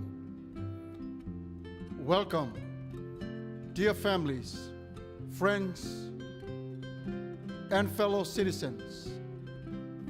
I am sitting here before you today in honor to represent State of California, vaccinate all 58. I, Pastor Samuel Alopopo Matsafeo, pastoring Sifafonga o the Taya Full Family Church. I am also an announcer, Sifafonga o the Taya Full Family, Radio Samoa, USA. I also work at the cemetery, Green Hills Memorial Park, mortuary, and cemetery. I never seen or experienced anything like this in my whole entire life. I have seen many people that are crying from outside the gate, not be able to get in to say goodbye to their loved ones. Because of this pandemic, has brought so much pain into our lives. 15 months ago, we were in the darkness. Now, thankful, the state of California has offered to all of us today a free shot at it. Pfizer is safe and used. Johnson & Johnson, safe and used. Madonna, safe and used. All these three choices is available to you, is free. Samoa lea tunu pele. O te pai malu atu o tō pa ia ma o tō mamatu. I lea o lawa ia lau puata mawhainga. Ai pau ole nei. Ua tuina mai e le stete o California ia te i tātou umalava. Le whaonga ina o le fisosoangi tāua, ina ia puipuia mai ai o lo tātou ola, ma le soifua, mai whainga tā ma puapua ngā o le nei whamai. Wa ia tuina mai a te i tātou le whaapuina whapea, e le ai o se titongi, i le nei tui e te whaonga ina. Samoa le atunu pele, alo maia, whai o lo tui, wa o mai e le se tete o California ia te i tātou, le nei fisosoani, sili ona tāua mo i tātou umalava. Samoa ia Manuia o lau whiriwhilinga. Soifua. Ia, le nasa Samoa, o re tue taina tun mena, e le leia le tātou o mai e le tui mo le whaasauina o le soifua maneola, a wani ngalo o le awhia o le tōtasi ia awhia tuai le ainga atoa, ia ma awhia tuai meistanga tairo tātou soifua, ilo soifua ma so uola whaatamala. E le leipea o na taumwhai a mo se havanoa a whai o Naiti New Zealand e se mai nei se tete tū leipea e se tete o California ma Amerika atoa e tatau awane i whaia ina lo mawhau i tala ave o le matangi ia mai lātou whai mei ua maari liu ona o le tui. O lea e mori mau atu le tātou porkalame ona o le ofisa atoa rawa le nei mai mātou ngarurua e tutonu o le nei ia la leo ua uma o na tui ta ilua tui ioe. Ia o le mātou mori mau ola lea ioe awane i whaaseseina i tātou Samoa ini tala e whapeu ua maliu ai, maliu pai, malawhai. Ioe. Ia o na fua le iai o lau a fiola umi malea, fia se o lau seisi tangata ia te oe, usita ia. O tangata fo ia o scientisi na avi e le atua le malamalama, nā tu te fausia le mera, vai le alu lalo foi numero Amerika, tāpunia ioe. Tātu e tau mawanea na inisi cases ona o lea. O le le mawhai o na utangia ia whautuanga, batu Samoa, sila ioe. E le ngata fui a tātou Samoa, sesi lava ioe, o maua tātou whasalonga, o le mesilina o na tāua. Ia ua manatu e whangata i le tātou porkalame, ioe, tāua lu wa aituto a Samoa. Ia i ni mea e a o inai tātou whaatasi tātou. Ina ia aua ni pangatia, o mai whaale tonu, ia a o mawhai o no tātou malama, i le soifuanga ma le ola o e soifua, ioe ma o wolai. Manatua ia le angapongi ia le tātou ainga whai ma le tatalo, ioe a maualu te mea wanoa, ia pi o le nā le pena fo i le tātou ainga whai, ioe, pe iau na ufai atu le tala mua. Manei asi upusi a ta mai pe o le, ia file mu pe o le lupe, ia ta mai pe o le ngata. Lango le lava tātou te feto ai ma le mālosi o le lalolangi le tau te tiro tu iai. E le fo i le mea lea. o tala o fōlinga, e le foi, a le hali me whai tātou, le me lea, file mu, au foi le file mu umi, ia le taimi e tala whea ngai, mea na whai le upu le ala tusi, file mu pe o le lupe, ai ata mai e pei o le ngata. Le tātou ainga wha upu whai, manuia tele o tō whaiva, ua tātou te sola mo tātou wha whita uli. Tātou oe au mai le malosi wha le anganga o le atua, tātou te whea ngai ai mwha whita uli, au wā o le mea moni, e le ave e sea e le atua wha whita uli ma tātou. Tū mau pēr wha whita uli, se ia o mai lo maliu mara uoti, ai au mai le malosi, whea ngai ai ma tātou. Ia manuia tele le nei a whiawhi, sa mō manatu o le a, fo i sina i futu. O le a maro, la seu whanua le sā o le tātou, por kalame le nei a whiawhi Fasa le Vale a Taunuu. Ia, manuia tele o whaiva, ia lea whaato a amata le nei vai aso, aso lulu, ia whaasorotu whaiunga o le nei vai aso. Ia, tātou awane i wawe se e tia i tātou le malu o le taitai au, ai wawa ai, tutoa i mea ia o rotula i mai. Ia peni mea moni, peni mea tau whaavalea, peni mea tau whaasee, ai le lei a le tātou wā oa o ina, le lei i tātou. Manuia tele, lau whaasaunga sa moa i le nei tū la whiawhi. Tātou tue wheloa i fo i le taimilawa le nei, i le tai au, le aso a tai au.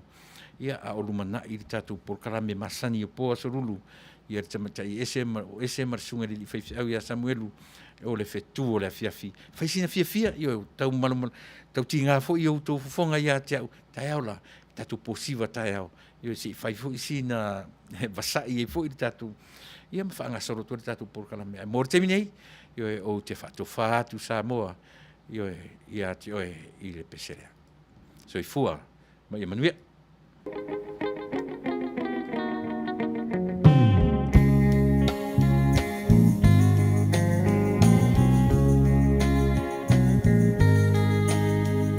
Samoa e matalasi Ua sio mia ele sami Atu mangala nulawala Mea i pia pia o tangata La usa moa la usa moa ea Mea tua e lo pahamai e monilea Lea oro malo tali ilangi Samoa e ai malo au fatasi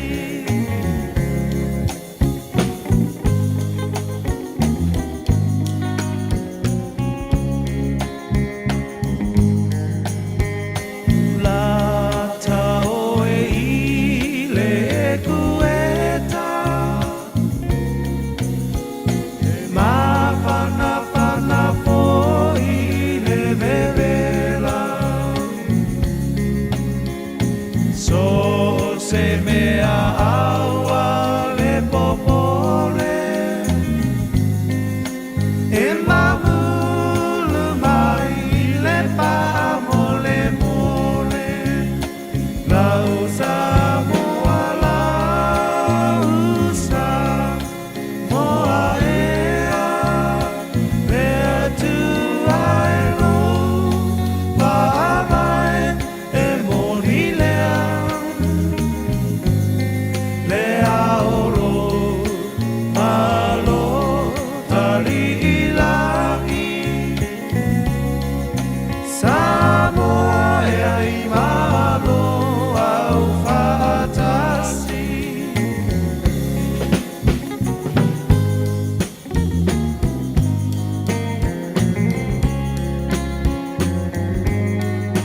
Mali e toa ua malo tau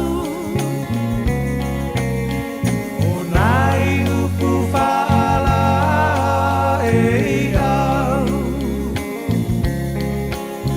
mane so tai au